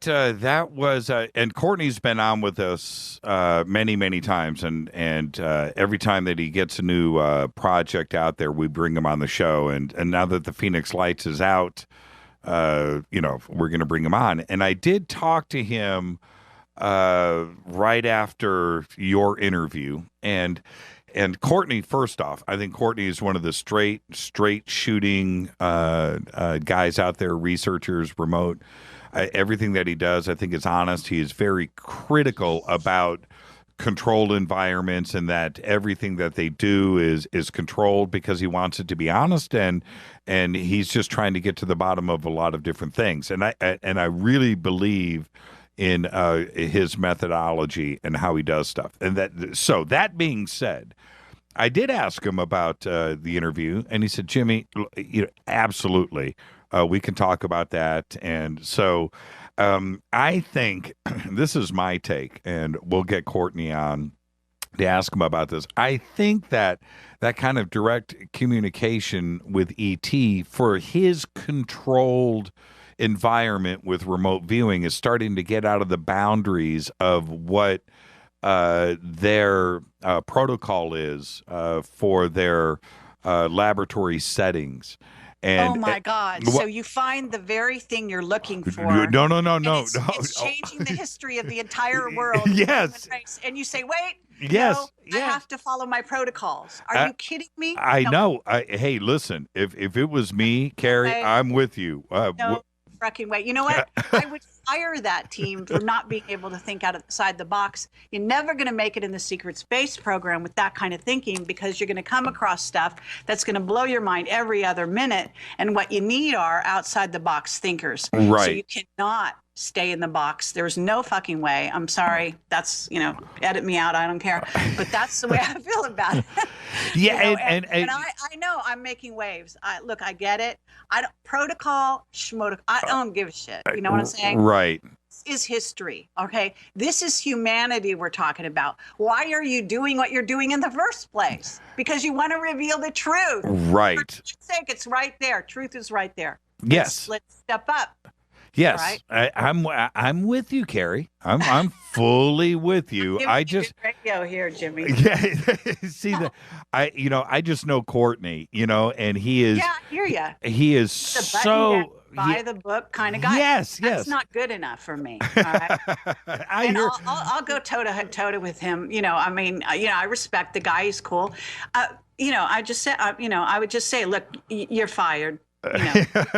I'll fire you. Well, and I know I could just see, Courtney is so black and white and wants to keep control of it. And once it gets outside of his, that's the trouble with our paternalistic society to begin with. Everyone wants to stay in the fucking box. Get over it. Right. Okay? I'm here to tell you, this is nonsense, all right? And no one's coming to save you, by the way. I mean, let's get over that. ET's coming to save us. That's not working, okay? That's not what this is about. With let's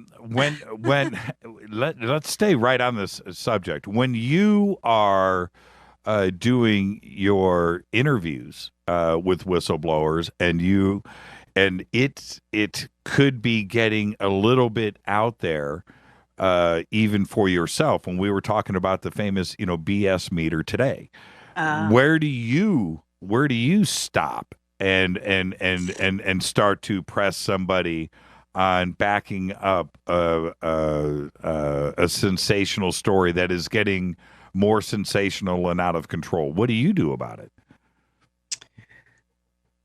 I listen. I mean, bottom line, and I have people write to me. They say, you've got people. I had one person that I wanted to interview, and I actually respect the guy. He's actually, I'm not going to say his name. He's an older guy, though. He's really gotten older. I hate it when people actually get older instead of just, aging and keeping their mind young, but whatever. So I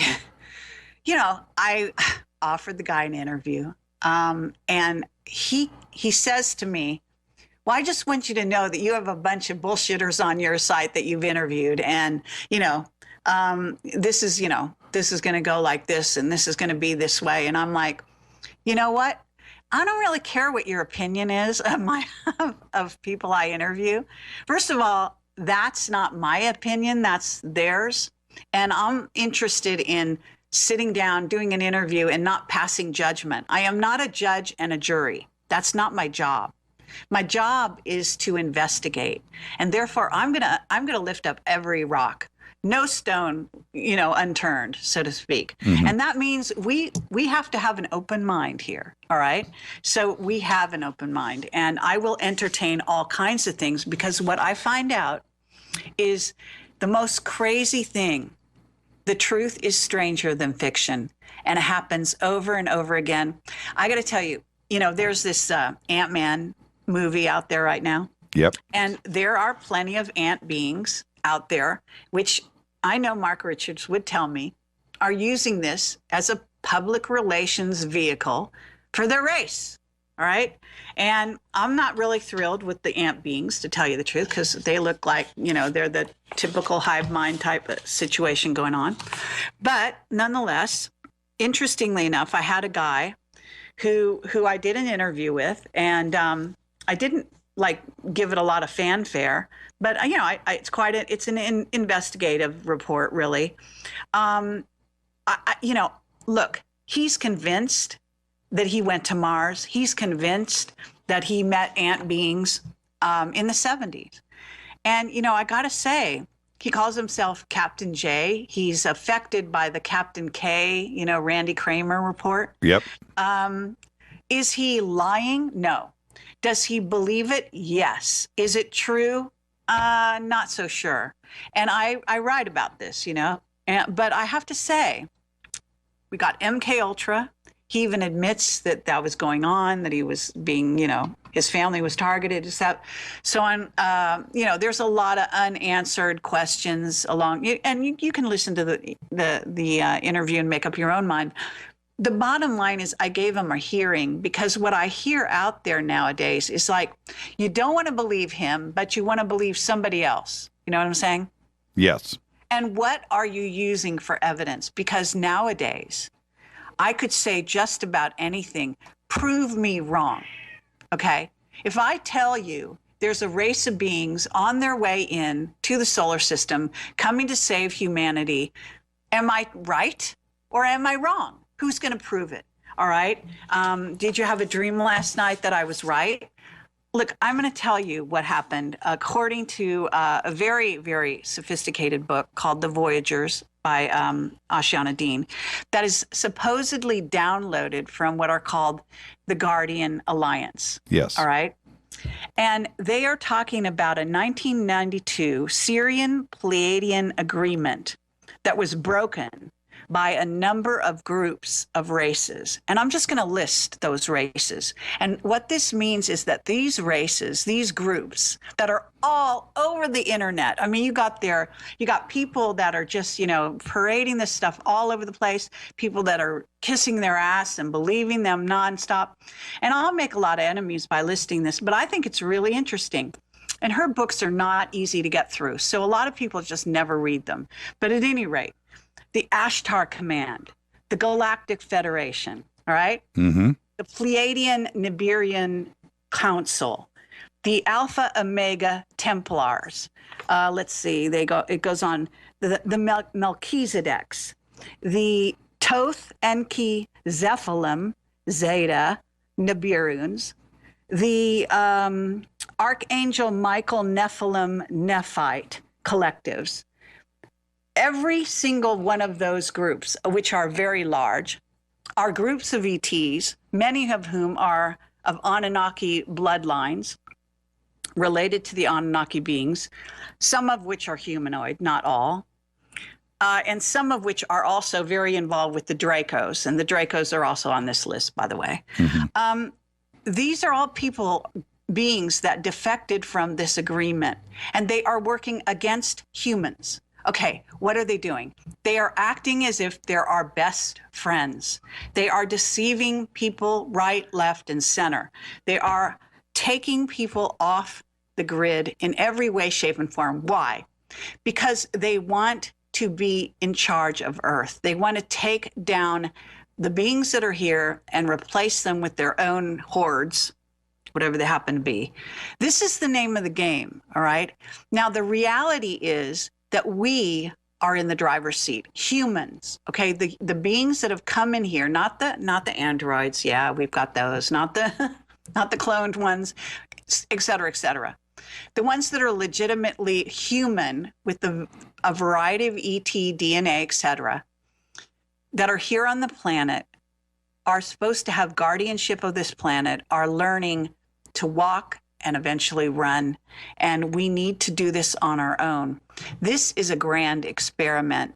These ET races could not get along off planet. They came here, embedded their DNA in this humanoid vehicle, and the experiment is to see if they can actually work it out here. Think of it that way.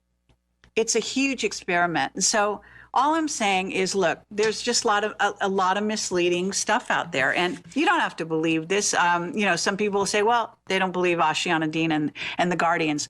I happen to have contact, and here we go, with the Guardians, and have gotten various validations, let's call it that, that this information is the best stuff out there. I can tell you that there's so much misleading stuff, and that over the years, it's just gotten worse and deeper and deeper. Do your own homework. Listen to your own guidance. But don't be deceived, okay? When is there an interview that you did and didn't post? One. Let me see if there was any more than that. One comes to mind in which I got a lot of pushback. So I won't go into it. But why? Okay, you don't have to say who it is. But why didn't you post it? I got a lot of pushback from two individuals. The ones that were in the interview? Nope. Okay. I don't think I'm going to elaborate on that one. Now let me think if there's any others, because it's been a long time, and we're talking 9 years of this stuff. No, I want to stay on this one. Yeah. Wait a minute. No, there was another one that just came to mind. In fact, I am, if I can think of his name, it's just kind of like going out of my mind. Well, I want to know more.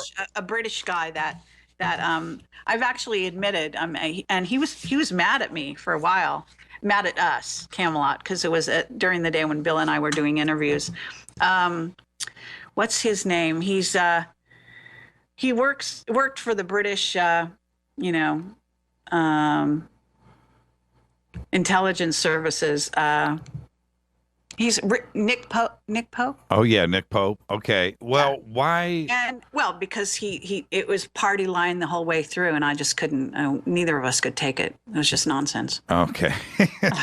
Well, I wasn't looking for names. I was more concerned about why you wouldn't go forward with posting it, and what is it that you weren't comfortable with? Well, in that case, each one would be different. So there haven't been very many.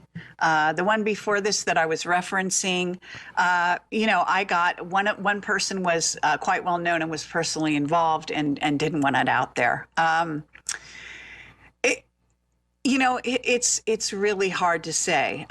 It wasn't life or death. It wasn't like that cool of information. Generally speaking, I kind of break every rule in order to get the information to the people. In those two cases, the information just wasn't that great. It wasn't that interesting either. So. Yeah, I can. There's anything else? I can't think offhand of anything. I did do an interview with Anthony Sanchez that was stellar. That he then got. He went home. He went to sleep that night. Woke up the next day, and he had a note in the inside of his car that was locked in the garage, and the note said, "If this interview is released, we will kill you or your family."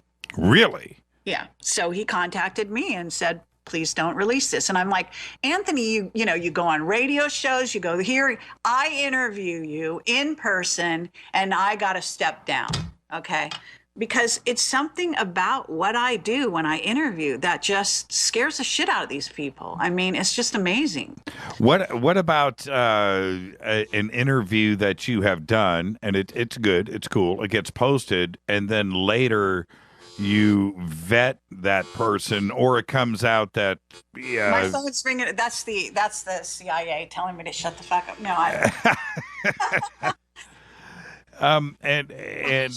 And you vetted that person later, and it just turns out that they get discredited. But do you remove that video, or do you just not interview them again?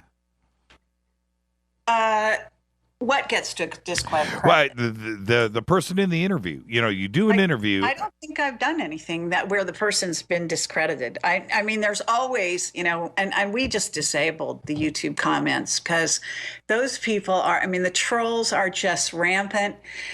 Camelot is very much a target.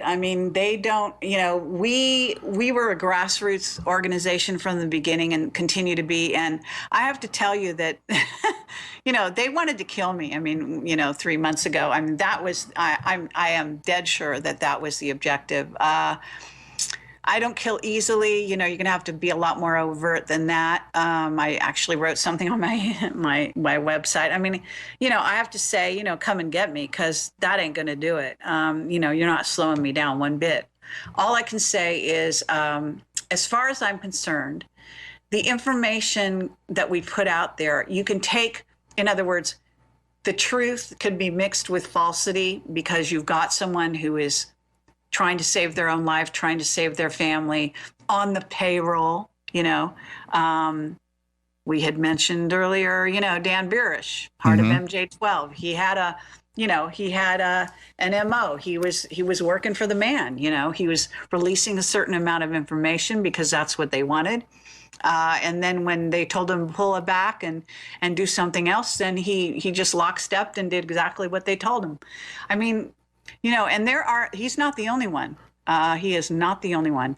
So, yeah, I mean, I have to say that, not that I can recall, and you can bring somebody up if you want, or one of your callers or texters can throw somebody out there and say, look, this person's been proven wrong or something. I don't know. Most of the people we can say this about the people we interview. Most of them believe what they're saying. Whether it's true or not is another land. You know what I'm saying? Mm-hmm. Most of them are well-intentioned and believe what they're saying, because that's kind of like was integral to whether we decided to interview them in the first place. But did they mix, truth and falsity? Even Henry Deacon admitted to telling us some things that weren't true. When we say, okay, fine, what wasn't true? Tell us. They won't tell us. He was trying to save his own life. What you have to do is, look, it's not on a silver platter. Truth is not that simple. You're here to learn discernment. That's what it's all about. Well, with Dan Burish, do you think that everything that came out about him later, his education or, East Coast doctorates or whatever, and he is actually, or the employment records show that he was what was he, like a prison guard or a security guard or something back in Las Vegas, and couldn't have been going to, is that part of a disinfo campaign that comes out later to discredit him? Look, I did a whole show with Michael Schratt about Bob Lazar. Same thing. What do you want to believe? Do you want to believe a piece of paper? Go right ahead. If that floats your boat, then believe paper. But birth certificates, need I say more? Obama, hello, can be faked. What can't they fake? They can even, give you a frickin' clone. It's very complex out there. Suffice to say that we had enough evidence that was substantial, that Dan Burish was who he said he was, and who we allowed him to state who he was on the interviews we did with him. A lot of the information was pretty damn good. Some of it was disinfo, and some of it was more like, look over here while I'm saying this over here kind of thing. Right. I can tell you that there were some things that were said in the looking glass that he told us about that even to this day are starting to come true. So what's that about? Such as? Hillary running for president. Well, I could have predicted that. Not back then. Yeah. Years ago. Okay. What else? Give me another one. The timeline we're on and how things are playing out. Some things along those lines. Various things. I will say that, he and Marcia McDowell turned against us like rabid dogs when literally the day Henry Deacon went on stage with Bob Dean and announced that he had been on Mars at the Exopolitics Summit in Barcelona. Mm-hmm. We got a letter, I think it was an email, and basically they said they were no longer our friends and that we could consider ourselves no longer protected by MJ12. Not that we'd ever felt protected by them, but basically that was a covert threat. In other words, to look over our shoulders and watch our backs. You know, and then they proceeded to attack us with lies, unbelievable lies on their website. And they did the same thing to David Wilcock. Well, that always comes from a position of weakness. Yeah. That doesn't come from a position of strength. It's ludicrous. But the thing is that, you know, and it shows you the measure of the human. Look, they're dedicated to their jobs working for someone. Call them whoever you want. Okay. It's not themselves. You know, whatever. What about, let me ask you this about Birish, because I detect one thing when I listen to him speak. What was his body language like? What did that tell you? And you are so experienced. You have sat across from so many different types of individuals. What was his body language like?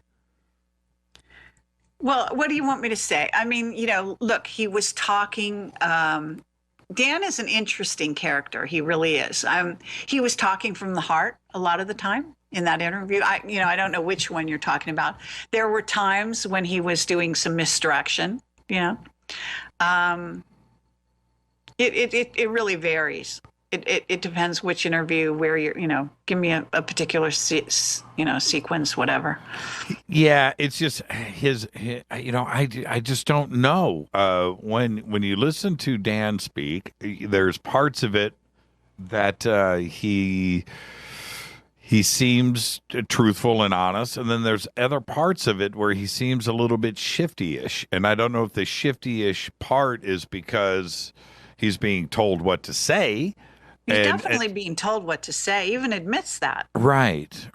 And so he's uncomfortable. He fidgets and stuff. Oh, sure. And that's actually, I mean, you know, he's an extremely intelligent guy, and I have a lot of respect for him, in spite of being on a different side at the moment. You know what I'm saying? What can I tell you? These people in what is called MJ12, that's actually, you know, Committee for the Majority. It's got so many names, Scion, you name it. You know, it's much more than 12 people. I can guarantee that. You know, they have a mission, and they are also split down the middle. I mean, that much that he told us was true. You know, on one side of this, the sort of row is the Satanists. And on the other side is basically, from what I understand, the Nazis. And sometimes they're both. But most of the time, they're on two sides of the aisle. They're the ones trying to run the world. And they're fighting. I have a question here from Debbie that was emailed in, and she says, years ago on the internet was a movie trailer saying coming soon that looked like it could be good, called Anunnaki 1. Yeah. Since then, I've heard Carrie mention that she had scripts and movies and she was shopping around Hollywood. Were you involved with Anunnaki 1? No, but I did hear about that, and I was very interested, of course. It did disappear totally. I don't know what happened. Yeah, I mean, I got into what's called the Wingmakers, wingmakers.com, kind of a cult multimedia website of a bio written, you know, by a person who says he's, you know, from the constellation of Lyra, James. And I did an interview with him, an in-depth interview. In fact, I did 2 of them, written interviews, because he wouldn't go on even on audio. And I recommend them highly. And I think I'm one of the, if not the only journalist besides his webmaster that was ever allowed to interview him. So very interesting information, but he's written about the Anunnaki. He was going down that rabbit hole. I stumbled on that long before Camelot. I've done a lot of research on what are called the Anunnaki, although I think, you know, there are various races sometimes involved. It's fascinating stuff. I kind of stopped writing my screenplay back in those days because I started researching and realizing that, for example, the what's called the Ancient Arrow project on Wingmakers was much further along in that sort of their own story of revealing that. Whatever. But I have to say that since then, James has come out with one of his releases, Neruda number 5, I think it was, that has a lot about the Anunnaki. But actually, I think there's some areas that I disagree with, having gone even further down this rabbit hole and nowadays. So in answer to your question, yes, I still want to make movies. Yes, I'd like to write a screenplay, but I mean, I've just been inundated for 9 years on this trail. What is Wingmaker still updated? I spent a year of my life on that stupid website, man. I read it all, and I would listen to James. You know, hi, this is James. Today is a beautiful day. I welcome. You know, I would get all sucked in. I did, Carrie. I went in hook, line, and sinker. Okay. Is the site is it still updated? And is he's? I know you just said he's posting again. Is it? Well, I was in touch. I think it was. I don't know if it was 6 months or a year ago. I have to go back into my records and see. But I had some communication from them, from James and Mark. His webmasters, Mark. I can say that as far as I know, they're still operational. They spent so much. There was so much put into the website, and it was an excellent presentation, and it was good reading, and obviously somebody with a lot of intelligence and a little money was behind it, because it was just so dynamic and so cool, and the artwork too as well. Pretty incredible. It's got some great information there. And when was the last time you talked to James? Is he a real guy, by the way? Is he real? Yes, he's a real guy. Absolutely. In fact, I know this sounds a little bit weird, but I've had dream encounters with him. Say what? I've seen him in dreams. I've had hold conversations with him. He's an older guy now. But he's legitimate. For all intents and purposes, James is Neruda. So if you followed the Neruda story, yes, that's who he is. What can I tell you? He's a very serious guy. He's trying to help humanity in the way that he knows how. And he's disclosing, he's a whistleblower in essence, and he has been on the run from the powers that be for many, many years. Well, what about the cave and where everything was located? They talked about a cave that was in, God, I forget where it is now, somewhere in South America. I forget, which might have been Peru. They talked about that it was going to be discovered, and sure enough, a site was discovered there. Their stuff has a lot of truth. Don't be deceived. He calls it a mythology, but I got to tell you, a lot of it is verbatim true. Yeah, I've got to go back and get caught up on Wingmakers. I didn't know what I thought. This is what I thought. I thought it was some type of art project, from a foundation. A bunch of money was thrown at this, and it was a study on humanity to see how people would react to this information, and it was just like a Rand Institute. Yes. Mind control experiment. No, I wouldn't say so. I mean, in my opinion, I dealt with them for years. I was one of the few people that was allowed to go out and shop the possibility of making a movie based on the story. And I did shop it around Hollywood. I took it to Spielberg's company, Kathleen Kennedy. It had already been there because Spielberg sees every project that ever hits, Hollywood, from what I hear.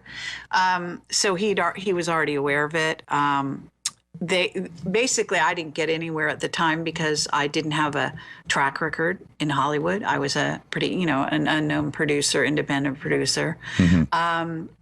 I took it to Ridley Scott. I took it to his story person. I took it to James Cameron's story person. The usual suspects. In other words, people that I thought could make the kind of movie that needed to be made. It's amazing, movie material. even to this day. Yeah, it is. It is. It's definitely epic. It's big. It's wide. Yeah. Did you meet James in person? Nope, never. I did have email correspondent. I don't think I've ever spoken to him either. Only email. He's right here, isn't he? Like in Santa Monica? Nope, not to my knowledge. I think so. My memory says he's like right there, like Marina Del Rey or Santa Monica. Not unless he went there, because he was in some other parts of the country. I know it, at least during the time when I was dealing with him. Okay, maybe back when I was going through my wing. I'm serious. I did it hardcore. There's so much to read. There's so much to listen to and look at on that site. It's a very time-consuming thing. It's a commitment. It is. I did all of that. Yes, I did the same thing. I actually won the rights to shop the project in Hollywood away from a very well-known production company. So for what it's worth, So I got in kind of pretty deep with them. I mean, it was a very unusual situation.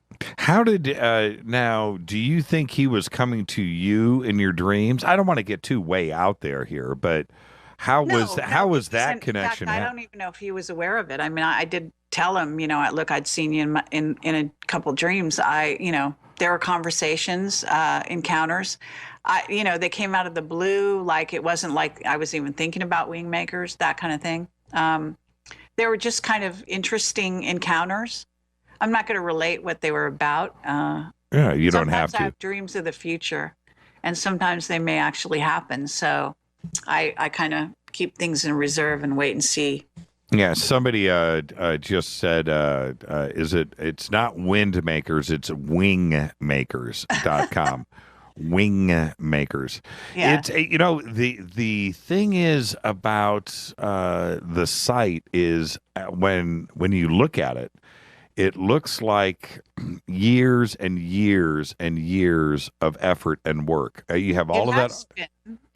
That's a cult website that has been up there in various renditions, and they've redone the site a number of times. They also have some spin-offs like Lyricus.org, I think it's called. Right. And they do a lot of music. He's very deep into music. So he's at least a music producer. I don't know if he plays or not. So there's a lot of albums that they sell, the music. It's like from the 1990s, 1999, I think, something like that. I mean, it's been out there for a really long time. Yes. I'll encourage all the listeners, go check it out. It's wingmakers.com. It's if nothing else, it's amazing reading. It's all well written. He is one of the smoothest talkers I've ever heard. I mean, he's got a way of speaking that, and I'm serious. Yes, okay. He's got that thing going on. A very, and I always thought my takeaway from it was that it was manufactured. That's what I thought. I just thought. Well, a lot of times he uses, whenever I don't know what he's doing lately because I haven't been there for years, but I have to say that, he initially, when he did come out during an interview with his webmaster, Mark, he was using a voice altering, Right. And you could tell. Yeah. Not like Max Headroom, but like Max Headroom. Like it was a manufactured persona. That's the way that it hit me, which made it even more compelling and creepy too, as well, because you do get sucked in. And he has a way of doing that. He will wrap your mind around his. He's very, very good at that. It's an incredible website. And like I said, I didn't know. You're right. Rand Corporation. That's a really good way to put it. I didn't know if it was some kind of case study on humanity to see how people would react to the artwork and the music and the writing and the story. It was really well done and really well financed. And that's it. It was. It freaked me out, Carrie. It really did. Listen, we're up against a break. Let's go ahead and take this break. And when we come back, I'm gonna ask Carrie about one of her most famous interviews. Well, two. I'm gonna talk to her about John Lear, but I want to know where Bob Dean is today. We'll follow up with that when we come back tonight. Carrie Cassidy. I'm your host, Jimmy Church. We'll be back right after this. Stay with us. Hi, everybody. This is Rob Halford, the Metal Guard on JimmyChurchRadio.com.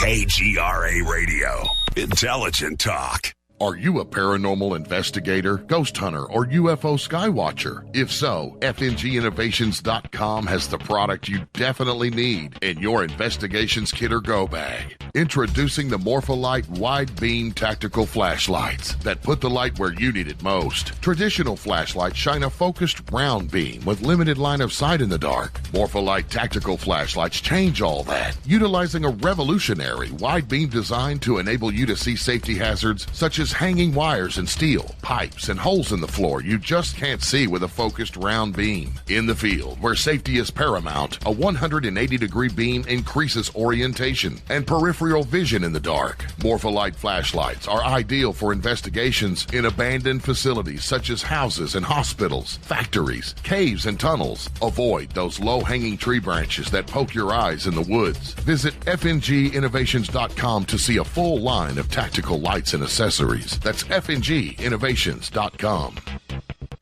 Now you can find all your favorite talk radio shows live, all in one place at TalkStreamLive.com. Listen from anywhere, office, home, or in your car. Just go to TalkStreamLive.com and click on one of the many live talk show hosts you want to listen to. It's free and easy. No computer? Download the smartphone apps. Never miss your favorite talk show. Find them all at TalkStreamLive.com. Hey, everybody, what's up? Jimmy Church of Fade to Black, and check this out.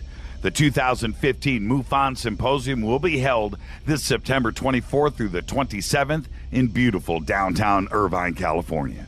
Expanding ufology, opening new doors in academia, industry, and media. Former Defense Minister of Canada Paul Hellyer will be there in person. Former CNN news anchor Cheryl Jones, TV news journalist Jaime Maussan, and MUFON's chief photo analyst Mark D'Antonio. They're just a few of the growing list of names for the 2015 event. It's September 24th through the 27th at the beautiful Hotel Irvine. Get your tickets today at MUFONSymposium.com. That's MUFONSymposium.com. Go Beckley Teppy.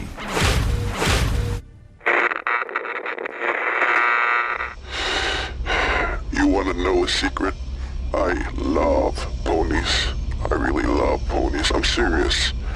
I couldn't stay sane without ponies to brush. Why fade to black? Because you never got that pony, damn it. This is Fade to Black with Jimmy Church on the Game Changer Radio Network and KGRA, the Global Radio Alliance.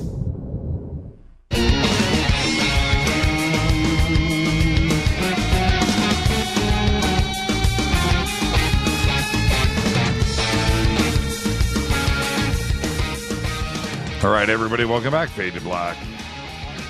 I'm your host, Jimmy Church. It is the Tuesday edition. Tonight, Carrie Cassidy is with us. Tomorrow night, Christopher O'Brien, right here on Fade to Black. Carrie, I was, right before the break, you've got a couple, and there are a lot more than a couple, but really, really, really standout interviews, and Bob Dean is certainly one of them. I have no idea. Is it up to like 1 million views? Probably. Are you in touch with Bob, and how is he? Actually, no. I mean, I can be. I have been. I went and saw him. I think it was it's been about a year in his house. Had a lovely meeting with him, his wife, Marcia, and a lovely time. Basically, at this time, he's fairly unwell. This is the last report I got from his wife. He's not speaking publicly anymore. So, he's over 85. It's not easy at the moment, from what I understand. We wish him the best. Just a great guy. Yeah, just a wonderful man. Absolutely. An inspiration, really. And how's Mr. Lear these days? Don't know, and, like I say, he's somebody I have to get in touch with because, I did this whole interview with Michael Schratt, who's an aerospace researcher, great guy, but he was basically questioning the Bob Lazar story. And so I put out word to John that I wanted to interview him, and if he would get in touch with Bob Lazar and try to persuade him to come on the show. I did invite Bob Lazar for an interview, actually several times, but he basically declined, saying he doesn't want to do interviews. So as far as John Lear goes, I can't give you an update on him either. I don't know what's really going on with him lately. I know he had some health problems about a year ago. When I have to ask you, this is a personal question, but after you got all of that John Lear stuff in the can, it looks like you shot it over a couple of days, but when you were driving away, were you like, holy crap, that was amazing? How did you feel after that? Yeah, we knew we had something great.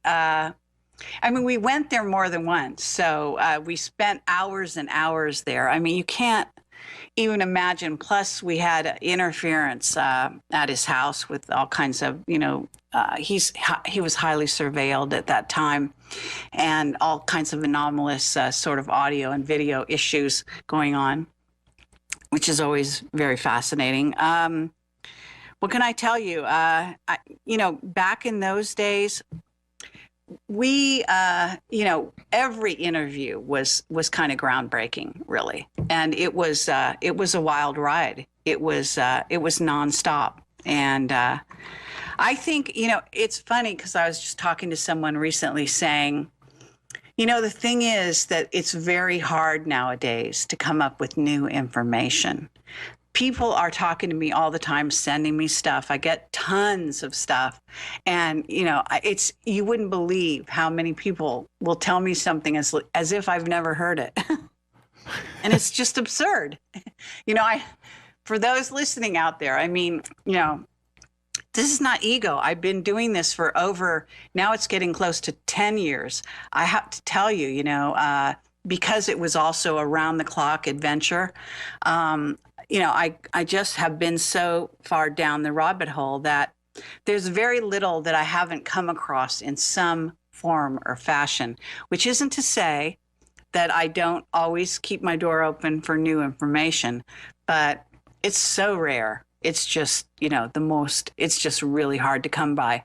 I do look for validating, sort of testimony that you take you triangulate, getting sources from 3 different places that all say the same thing. A lot of what I have to do nowadays is what I actually think a lot of people out there have to do, which is start to connect the dots, because the information is there. In other words, truth is stranger than fiction, and you can't rule anything out. Some of the strangest and most outrageous testimony we ever got came from, Captain Mark Richards. And, he was talking about flying all over the galaxies, doing, wars and talking to reptilian species. And, it just goes on and on. Wild stuff. Saying they have bank accounts here on Earth. Just amazing stuff. So, that's the most, in many ways, really, you can't beat that. You're going to try really hard to stretch that envelope, I got to tell you. And, I've interviewed him 3 times. I was supposed to do the 4th interview when that thing happened to my face. And I can tell you that I sat across from him for at least the last 2 interviews, 4 hours or more apiece, nonstop. And we don't stop to take, barely take a breath. You know what I'm saying? I pepper the man with questions, just absolutely. I'm merciless. And he goes with it. He's kind of an amazing guy. Is he gonna? Do you think he'll ever get paroled? Do you think he'll ever get out? I don't know, but you know what? It would be really amazing if he would. I think he's a very dangerous character from the point of view of the negative side. I think that they don't know what the hell to do with him. I'm going to tell you something else that was really interesting, and I think I can say this. I was talking to Richard Allen Miller the other day.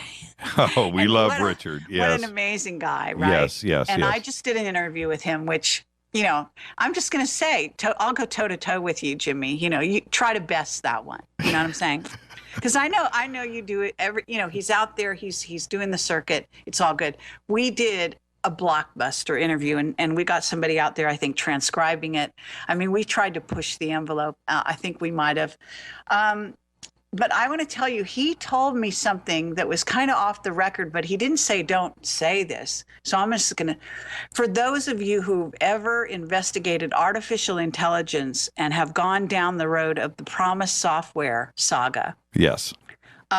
There's a guy named Michael Riconosciuto who is legion. I mean, he's just legendary. Okay, this guy is, I call him, I was saying to Richard, public enemy number one. Not from the public's point of view, but from the insider's point of view. This guy, they won't let this guy out of prison, but he knows where the bodies are buried, all right? Big time. Yes. In ways that are going to, that would really rock the whole foundation of the dark side. And, I'd love to see this. I'd love to interview this guy. I found out Richard Allen Miller, childhood friends with this guy. Oh, really? He hung out with him.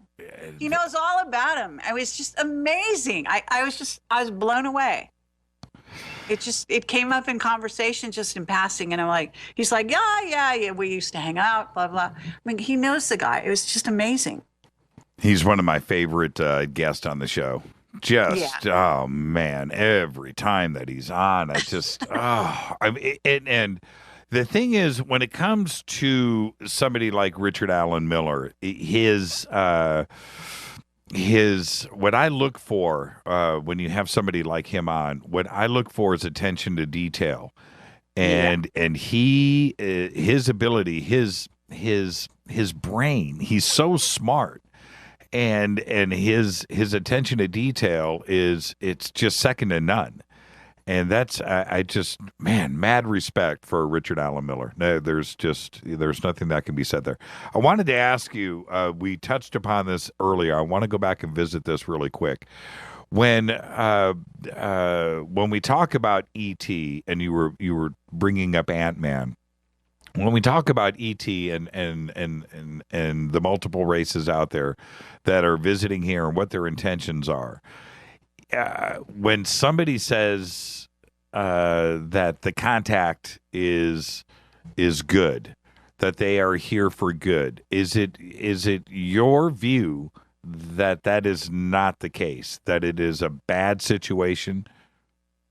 I just want to be clear on this. What?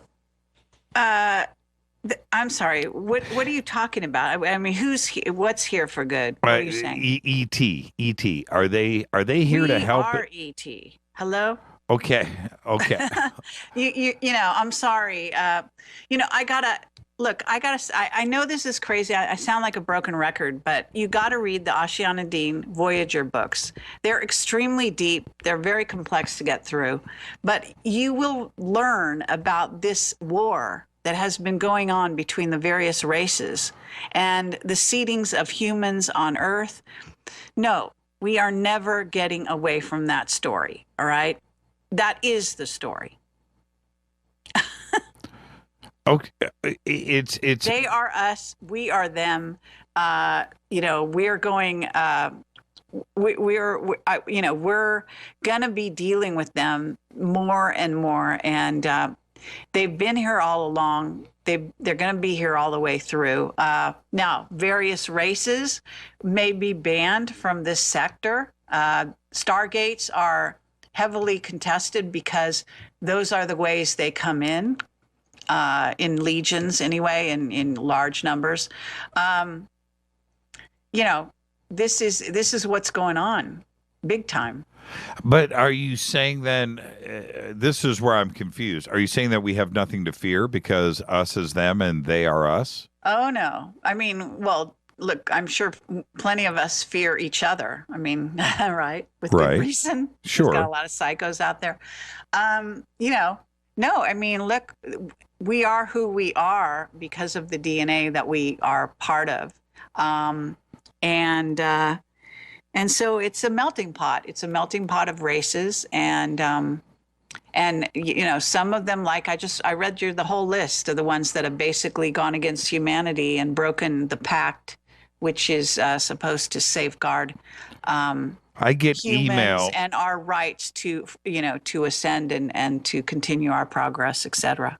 I get email from every one of those groups that you named every day. Okay. Yes. Every day, wanting to come on to the show and talk about the message and what is going on.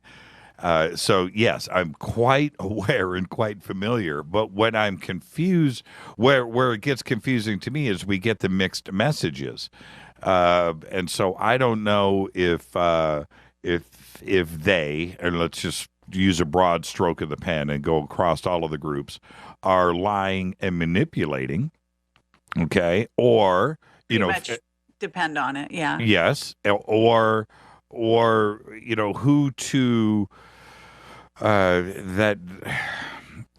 do you believe? Look, I had someone text me. I actually thought it was kind of funny. And look, this guy he's kind of a cool guy, but he texts me all the time. I got people that are constantly, texting me stuff. Anyway, and he said when he heard about the Courtney Brown, the Dick Algeyer encounter with the cat-like humanoid. He said, "Oh, well, that's probably not a cat-like being. That those beings only deal with high vibrational humans." And I was like, "So you are sitting in your judgment seat, deciding that Dick Algeyer is not high enough vibration. Therefore, it's a shape-shifting ET parading as a cat-like being." You know what I'm saying? Right. In other words, you got to laugh about this stuff, right? Who is he to tell, say that Dick, you know what I'm saying? Yes. Now, look, it doesn't mean he's wrong. It's possible. Anything's possible. And have I entertained that? You bet. But it's just saying that you know this for a fact, that's another thing, all right? You cannot say that because you weren't there. Right. I don't give a shit if your contacts are telling you this and telling you that. I mean, look, maybe they're lying to you as well. Who knows? Are we going to prove it? How are you going to do that?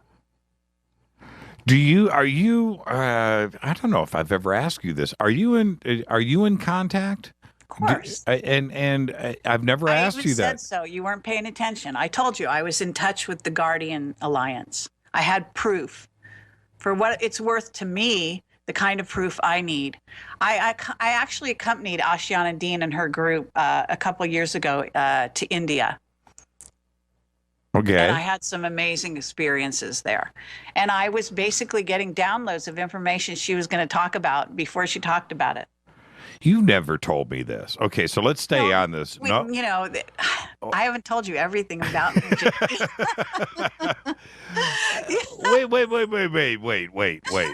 Wait. Okay, let's back up the truck I'm here. I'm gonna have to have you on my show just for that. Yeah, right. So I can grill you. Yeah, you can grill me anytime. So let's take me back to India. You're there with Ashiana Dean. Yeah. And you were getting downloads. Yeah. Okay, so let's go information she was going to tell. We were on a bus, and I would get the information, and then she would turn around and start talking to everyone, and I would already have heard it. I know it's weird, but that's what was happening. What can I say? That was told me I was in contact with them. It was just one of the times. It wasn't the only time. And there were a couple other things that happened. I had a real, sort of trippy, you could call it. We were really in the Himalaya in this amazing place way up high in the mountains. And we were doing a sort of, I guess we were activating a vortex there. And I literally, I went somewhere else completely and came back, and I was totally conscious. It was a trip. Well, I'm sure that's exactly what happens there. You have to. It was really major. Yeah, you don't have to be special. You just have to be there. Well, I'm being serious. Yeah, no, absolutely. And we were activating Stargates. I'm working on Stargates there, and it was pretty substantial stuff, I have to say. She does some good stuff with her group. What? Hold on. I want to get back to the bus. Okay, so were you in a meditative state, or were you just sitting on the bus riding along and this download happens? Yeah, I would just, I was there and I was just we were looking at sites, really sightseeing. And she was talking about how she was getting information because that's what she does. She downloads information and it comes to her as she's going along. And I would just get stuff, and it was just trippy because I didn't know I knew I was getting information. I didn't know what's right or wrong or what was the story. Then she would start talking, 15 minutes, half hour later, and suddenly she's saying the stuff that I already got. Yeah, like what? I really want to know. What was what? It's been a few years now. I don't know. Whatever they were going to say or do, or there was a couple times when, in essence, her contacts were giving her directions, and they were saying, we were going to go to one site, and then they actually changed their mind partway through, so we had to turn the bus and go a different way. Right. And I don't know, I got that information beforehand. So that was like a really simple thing, but it was that kind of thing, or other stuff. Did you tell? I've had other incidents. I mean, I don't, whatever. Did you tell her? No. Okay. No, I wasn't. It's interesting, my role. I have a weird role. I'm one of the few journalists she's ever let into her circle, so to speak. I did this it's like a 6-hour interview with her years ago. I've been in touch with her recently. I've invited her to come back and do another interview. A lot of people would like to hear that. Her information is stellar, in my opinion. It doesn't match anything out there. It's completely unique. And I've had my own encounters my whole life. So it's not strange to me. That's why I'm not surprised by all the stories I see, and even before Camelot. So you're talking, I've always had people say to me, weren't you amazed when you got this information? And I can't explain it, but it's like I already know. It's weird. I don't usually say this because I don't want to sound like I'm some kind of egotist. I'm not. All I can say is I'm not surprised, all right, if that's enough.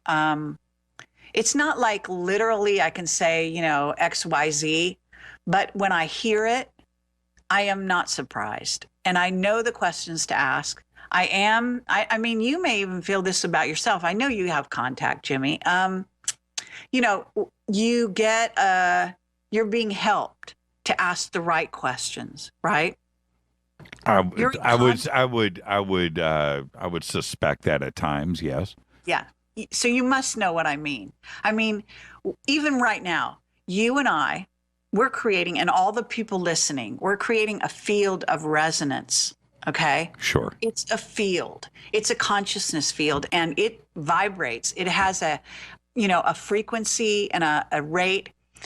We're changing the people around here. I mean, you and I are both in the same general population area. Yes. Just the fact that we're doing this right now and talking on this level, even the people that can't hear us, we're changing the vibrations. It's going out.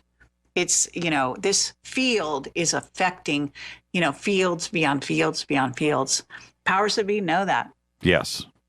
Yes, I agree. And like back with Ashiana, when you were getting these downloads, did it change your opinion of her? Did it validate what was actually going on? And did you have one of those aha moments like, holy crap, you know what? I need to really pay attention here. No, because I was already there. I mean, I went to interview. What's interesting is that I knew I was going to interview her. In fact, I came across her website. I saw she has this certain kind of azurite, whatever it's called. And there's this picture of, it looks almost like a drop of water, but it has a certain coloring. Way before Camelot, I saw this image and I just knew the whole thing. I just got it. Boom. So I was already, I would venture to say, in contact back then. And, look, time is an illusion anyway. So fast forward to the time when I was parting from Bill Ryan. He didn't want to hear about anything to do with what is called ascension. Right. Okay. And I have always known that we are going to be ascending. That was just something I came in knowing. I'm just aware of, okay? Why I know this, why I think this, etc. Who knows? It's just part of my makeup. So, it wasn't like you could have a conversation with me and convince me that that's not the case. Because even when I was a kid, I was going down this road. That's why I took time out to meditate and connect on my chakras and attempt to reach enlightenment, because I knew that was the name of the game. So fast forward to the time when I was going to interview Ashana Dean. Literally, I made the appointment to interview her, and right when that was one of the things that was happening with Bill Ryan and I, we were not agreeing on who to interview after a certain juncture. No longer could we agree, and that just was, that was basically the end of the project right there. And so that happened. Actually, it happened in 2009. During that whole year, and culminated at, literally we split the project at the end of 2009, January 2010. And I interviewed Ashana Dean like 2-3 months later. He just wanted to stay black and white. I don't know what he wanted to say. I mean, there were a lot of complex things going on. We've done an interview, a long time ago about this, but not to dredge up. I mean, I'm actually in contact with him. I mean, it's a complex story, but the thing that I want to say is that was a splitting point. That was a definite departure where we go down different roads. And during the time before that, before 2009, up to probably 2008, for the most part, every individual we chose, we would agree, yeah, we got to go after that person. Right. And, when you're going on the road with somebody, traveling the world and choosing who you're going to interview, which isn't to say that we didn't ever, kind of get into a run-in over certain people and why we should do them and so and so. But eventually, I was always able to convince him that we had to do it, whoever the person was. And when we split up, we really went in different directions, and he went in a completely different way, and has to this day, I have to say. But, I mean, he's doing the best he can. So it's all good.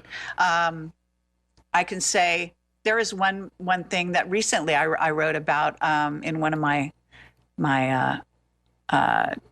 articles. I talked about this stuff coming out from what's his name, Corey Good, and David Wilcock, who sort of teamed up on something.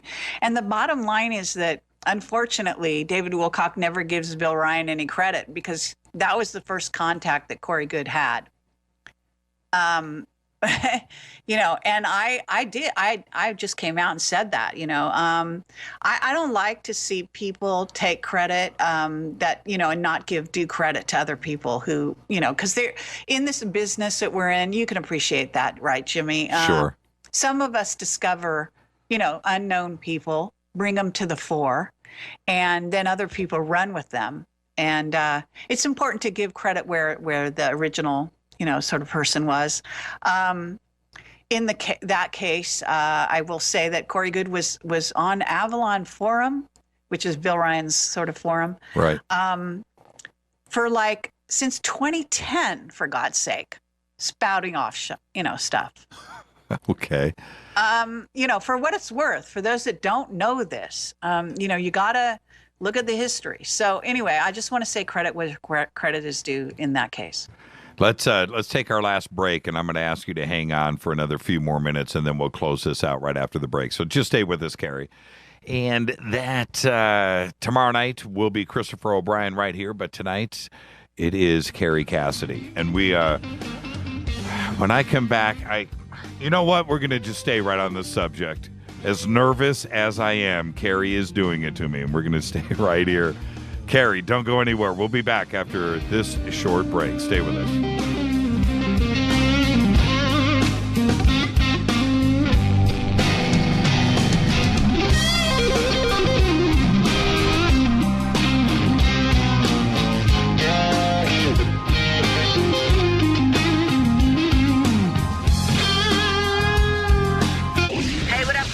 Vivica Fox here, and you are listening to my boy, Jimmy Church, on JimmyChurchRadio.com. Despite popular opinion, reading a book will not make you smarter.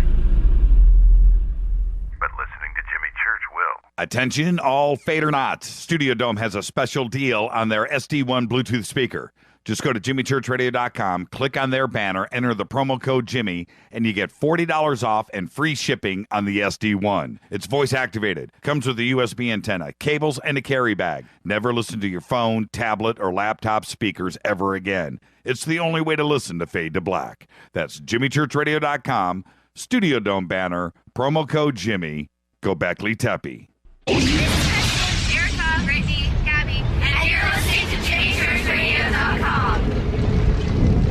It's not a lifestyle we chose. We were born this way. KGRARadio.com. Hey, everybody, what's up? Jimmy Church of Fade to Black, and check this out. The 2015 MUFON Symposium will be held this September 24th through the 27th in beautiful downtown Irvine, California. Spanning ufology, opening new doors in academia, industry, and media, former Defense Minister of Canada Paul Hellyer will be there in person. Former CNN news anchor Cheryl Jones, TV news journalist Jaime Maussan, and MUFON's chief photo analyst Mark D'Antonio. They're just a few of the growing list of names for the 2015 event. It's September 24th through the 27th at the beautiful Hotel Irvine. Get your tickets today at MUFONSymposium.com. That's MUFONSymposium.com. Go Beckley Teppy. This is KJCR at JimmyChurchRadio.com.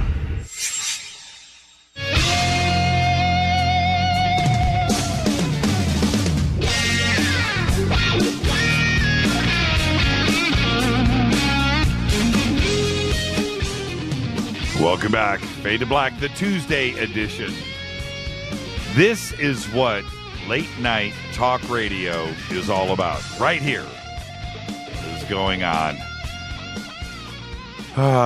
Carrie Cassidy is the guest. We have touched on everything tonight, but Carrie, what is going on right now? I haven't seen the internet heat up like it is right now with Corey Good and the things that he is saying.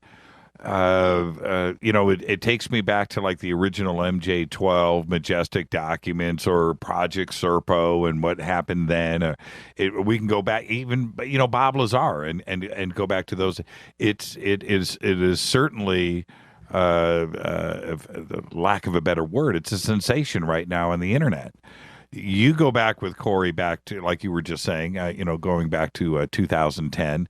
Is he staying on point? Has his story changed, or is it something that we need to pay attention to? Well, let me say that I don't go back with him. I'm not on the Avalon Forum for the most part. They graciously were interested in hearing from me about what happened to my face recently, but for the most part, I'm just not. I don't have time to be on forums. I don't even go on my own forum. So I didn't. I only found this out after Corey contacted me. Actually, it was, I think it was around November of last year. I'm not sure. I'd have to go look at everything. I don't remember the dates, but I think it was that. It's all kind of a haze at the moment. So, and I'm not going to go off about that stuff. I can say that I don't agree with it. I'll say that right out there. But I will also say that, you know, what I was saying earlier, where in essence, I was just claiming that, you know, because Bill Ryan was the one who broke the story, he and a former girlfriend of his, from what I understand, named Christine, broke the story and did an original interview, which is on YouTube with him. I think it's a rather scattered interview. I don't remember. And I think maybe Christine mainly did that interview. But of course, you know, Bill Ryan is behind the scenes. You know, at the time, I don't think they vetted him too thoroughly. I think that there's been other information that's come out now. There's been all kinds of drama behind the scenes. It's just, you know, off the charts, I have to say. Look, I'm not even party to most of it, so I don't want to start talking about it. All I can say is I had my own run-in with Corey, and I've talked about that on articles I've written, simply because we had a disagreement in the early days when he contacted me about something. And he threatened to have my channel taken off YouTube over this disagreement, which was to have his name removed from an interview in which he was just mentioned once. And this is like, 4 or 5 years after he came out on Avalon. It's just madness. But at any rate, I don't want to go down that road. Let me suffice to say that people that are interested in this story, yes, he's been posting there since 2010. I don't know, how much is out there. I don't know if you have to sign up for the forum to read it. I don't even know the logistics. I know that some people are saying that the story has changed over time. Whatever it is, you know what I mean? Look, whistleblowers are a very interesting animal, so to speak. And I've talked about this. I talk about this when I do talks. And so, it's an unpredictable personality, let's put it that way. And it's a can of worms, really. And you have to be real careful. But I do want to say, and I know this is shameless, but I am speaking in Watford, England, near London, actually on Sunday, August 16th, which is not that far away. It's 5 days. Yeah. Yeah. So I'll be there for 3 hours, inundating the people there in person. And I spoke there a year ago. They graciously invited me back. And so we'll be doing that. I think they're going to do a Skywatch after. It's on my website under events, and I'm actually endeavoring to get it in the front page now. But it's anyway. So if you wanna come on down, if you're English and you hear this, it'd be great to meet you. And I really am kind of a loose cannon when I'm in person. Yes. Yes, we've done a couple of things together and have had great fun. The reason why, Corey, the only reason why I'm bringing it up is we've reached out to each other too as well. And I do want to bring him on the show. He is probably right now not only the most talked about, but I get email and text and stuff, messages and private stuff every single day about Corey, and people are listening. And I'm not sure. I've listened to as many of his interviews as I can. I have read as much stuff as I can, and it is compelling. And I don't know where to go with it, because it's definitely fantastic claims. Definitely require fantastic proof and to back it up. And when you're a whistleblower, where does that come from? Sometimes you can't. But people are listening, and they want to hear more from him, and that's where it's at. And I don't go back years with Corey. I've watched some of his older interviews when he had first started talking, and I've seen some of the recent stuff too as well. It's nearly fantastical. Is that the right word? I mean, the best script writer in Hollywood couldn't do this. Well, I mean, in my opinion, it's pretty much, been there, done that. But that's because I'm Camelot, so, and I haven't seen everything. I haven't listened to everything. I've seen some of it and so on and so forth. And I'm interested to look more at what's being released nowadays. All I can say is, some of this stuff is good. Some of the stuff about artificial intelligence has been at least verified by Mark Richards up to a point, and I don't know what all he's coming out with now. But so, for that purpose, I think that maybe there's a lot more going on there. All I can say is, it's not going to be easy to prove this stuff, and you really have to be discerning. Yes, which is my point. You need to really, back this up. It's about as fantastical of a story as you can get. I mean, what's fantastical? What's new? Well, name one thing. Well, see, I don't want to put words in Corey's mouth, but when you talk about being part of but you're saying it sounds like you're thinking it's fantastical, but what's fantastical about it that hasn't been already out there in some form? Yeah. Okay. Yeah, I hear your point. Yes. Yeah, I agree with that. Okay. All right. Yeah. It's in a lot of regards, it's already been out there, and we've been hearing it already. Yeah, I hear you. I just got, and as we wind this down, I got this tweet, and literally, I've got to go there. She has to leave us with some super secret, top secret information. So, what kind of nugget can you leave us with all of your? Well, I mean, there's a lot of different things. One of the things, because I think a lot of people miss my articles, and that's kind of a platform where I can say all kinds of things. So you can go back on my blog and really research the articles and read. There's all kinds of stuff that, I release in that stuff. One of the things is that Mark Richards was right, and that latest Jurassic movie was something that he predicted, that the Raptors were going to have movies come out that would be PR vehicles in which they win the day. And sure enough, Jurassic World is one of those movies. And I had to laugh about it when I saw the movie because, he talked about it like a year or two before that. And there it was. So, what are the odds? It's just kind of far out. Yeah.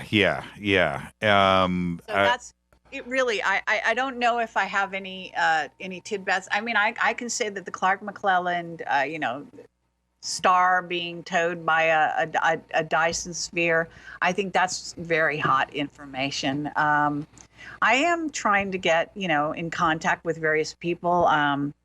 I don't think I'm going to name who they are. I'm looking to do some interesting interviews, let's say, in the near future. So I'm trying to think if there's any hot anything that I can say that isn't already on my site somewhere. And everybody should go projectcamelot.tv, and I did say it at the beginning of the show. That's where I go every day for my show content. I'll remember that, Jimmy.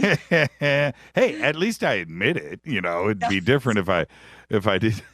It's just there's certain things that I don't let go of, and it's kind of funny. There are a couple of places and people that I go to every single day and read and research, but I don't let that out, because if I do, then they're going to know that I'm smoking mirrors, and I can't let it out. I got to sound smart, but part of it is Camelot TV. That's where I go, Project Camelot TV. How is the TV show and the network that you were setting up? How is that coming along? Well, we're hard at work at that. In fact, I'm about to start sending out a notice to all the hosts because we're gonna create a YouTube channel where we can demo the idea and have all the hosts sort of sign up and use it, and then we'll be moving the videos over to my main channel where I have like 114,000 subscribers that get notified whenever I publish something. Which is useful because, if you want to get hits on your, video, if you want people to see what you got to say, look, I'm trying to share my 40 million viewers with the rest of the hosts out there. So, I want to have people like Jim Mars and Richard Allen Miller. And, I want to give these people shows, for God's sake. I think that we need a round-the-clock network that is on the job, basically revealing just what is going on and pulling apart the nonsense in the mainstream. I want to say that Paladin, who is a white hat, has been writing a couple blog articles, which are kind of gangbusters, and they're on my website. We're working on getting a better website so we can show more things simultaneously on the front page. It's very frustrating because I've got a lot of stuff to put on there. But I can tell you that he's talking about, he has one thing that he wrote called the Letter to the Elders. And this is a group.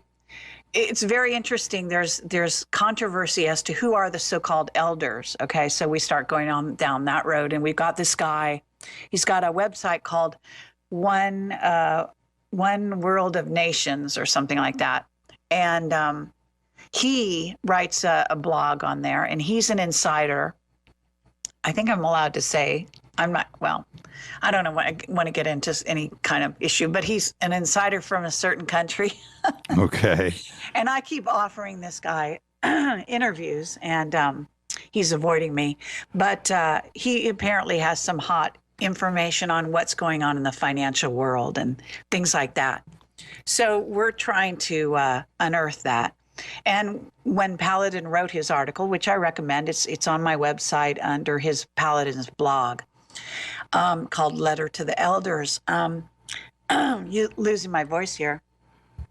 But anyway, so I want to say that I'm going to try to write an article. I'm supposed to take a flight tomorrow to London to do the speaking event. But let me say that if you're in the London area and you want me to interview you and you are a legitimate whistleblower, I will be in town and totally willing. And I can tell you that the elders are, I have been told by a certain ET race in the interior of China. That's the actual elders. Now, the elders that this individual on One World of Nations, something like that, his website, is talking about, I don't know if he would acknowledge that they're ETs or whether he just thinks they're humans. So I don't know who he thinks he's dealing with. I do know that they're very, very wealthy, that they want to give both the BRICS and the, Rothschild, cabal sort of side of things a run for their money, literally. Whether they are a new good side or whether they're actually part of a contingent that I'm told has been given a leg up to, in essence, try to rule the world because they've got a certain ET race suddenly behind them, bringing them a new technology that gives them an advantage. This is whistleblower stuff that I have. So you wanted some hot stuff. Wow, that's interesting. Yeah, it's something brewing in the background. It's been going on this One World of Nations website for a while. Disclosures supposedly about this group.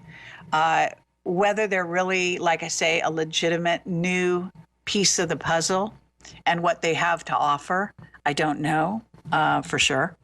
But look, I'll just say this publicly. I'm inviting you for an interview, all of you guys, elders, whoever, whatever you want to call yourselves. China. Interesting. That's very interesting. Thank you so much, Carrie, and have a safe flight. Listen, seriously, have a safe flight tomorrow. Thank you. Go knock it out of the park over there in Great Britain, as I know you will, and say hi to Mick and the boys for me. And just have a safe trip. I'll text you and we'll pick things up. When are you coming back? Around September 3rd. Around September 3rd. Have a safe trip. Thank you so much, Carrie. All right. Take care, everyone. Thank you. Carrie Cassidy, everybody. Thank you so much. All that in a bag of chips. Wow. And there you go. When it comes to Carrie and our friendship, the thing is this, and when you listen to her here, that's one thing, and I hang on every word, but you need to go and start clicking through. It's a commitment, and watch her videos. Go and watch the interviews. I would suggest, the Bob Dean stuff, the Jordan Maxwell stuff is amazing. The John Lear, which is, I think it's a 4-part interview, and each one of those is like 3 hours long, 2 hours long, 3 hours. Go and watch those, and you kind of get a feel of her style. And so when you go and do that, and just go through, so then you can go back and listen to this interview tonight, and it'll give you a point of reference. And then you can kind of pick up what I'm trying to put out there. Her body of work is second to none. And she pointed out a couple of things. I want to drive this home. One of the things is when she started doing this, and it's true, there wasn't anybody else doing what she was doing. And her and Bill, one interview after another. Anybody that you can think of, it was done, and in some cases more than once. But it's hundreds and hundreds. I think she told me once, and I'm not positive on this, but I think there's like 400 interviews that she's got posted.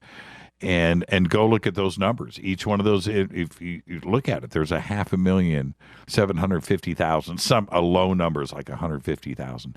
But those interviews have influenced. And you have to go and see, because she was the only one doing it at that time. And I can only imagine back in those early days the way that she put it, and earlier in the interview tonight, which is.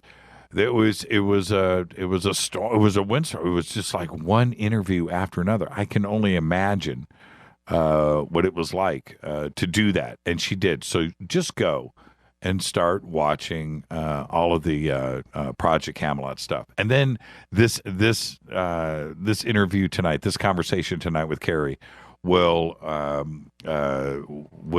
open up your eyes. And you'll understand where she is coming from. She has certainly been there. All right, with that, where am I? Tomorrow night, Christopher O'Brien will be right here. We have a lot of stuff that we're going to be talking to Christopher about. Not only his 10 years of research into sightings and things and cattle mutilations in Colorado. He's got 3 books that he has written on that subject. We'll be doing all of that. Of course, we'll talk about Ancient Aliens. We'll talk about his show that he does. He does the Paracast, but also his current research. And he has got a really cool research expedition that's going to be coming up in a couple of months. And I'm going to try to get him to talk about that too as well. But we can't really. I'm going to let him do that. I know I mentioned this the other night on the show. I know where he's going, and I know who he's going with, and I wish I could be there. But we don't. I don't know if he wants to blow the lid off of the location and what is actually going on. So, but hopefully tomorrow night I'll get Chris to talk about that too as well. And with that, I'm going to let you go with a couple stories that I didn't get to earlier in the evening. And here we go. The news that you know nothing about. We got about 2 minutes left here, so let me get these in. An alliance of U.S.-based stock traders and computer hackers in the Ukraine made as much as $100 million in illegal profits over the last 5 years, stealing confidential corporate press releases out of the U.S. The charges mark the first time that U.S. prosecutors have brought criminal charges for a securities fraud scheme that involved hacked inside information. In this case, 150,000 press releases from distributors of Business Wire, Market Wired, and PR Newswire were all hacked. 9 people were indicted by grand juries in Brooklyn and in Newark, New Jersey, on charges that they made $30 million in illegal profits over the last 5 years, starting around February 2010. Now, separately, a U.S. Security and Exchange Commission civil lawsuit charged many others that said that the thefts of inside information resulted in more than $100 million in illegal profits out of the Ukraine. Check this out. Air traffic controllers' work schedules often lead to chronic fatigue, making them less alert and endangering the safety of national air traffic, according to a study that the government has kept secret for years. The FAA, their officials posted the study online yesterday, hours after the Associated Press reported the findings, and noted that the agency officials had declined to furnish a copy despite repeated requests over the past 3 months, including an FOIA filing. Interesting. They got busted, and now they're releasing it. The AP. Scores of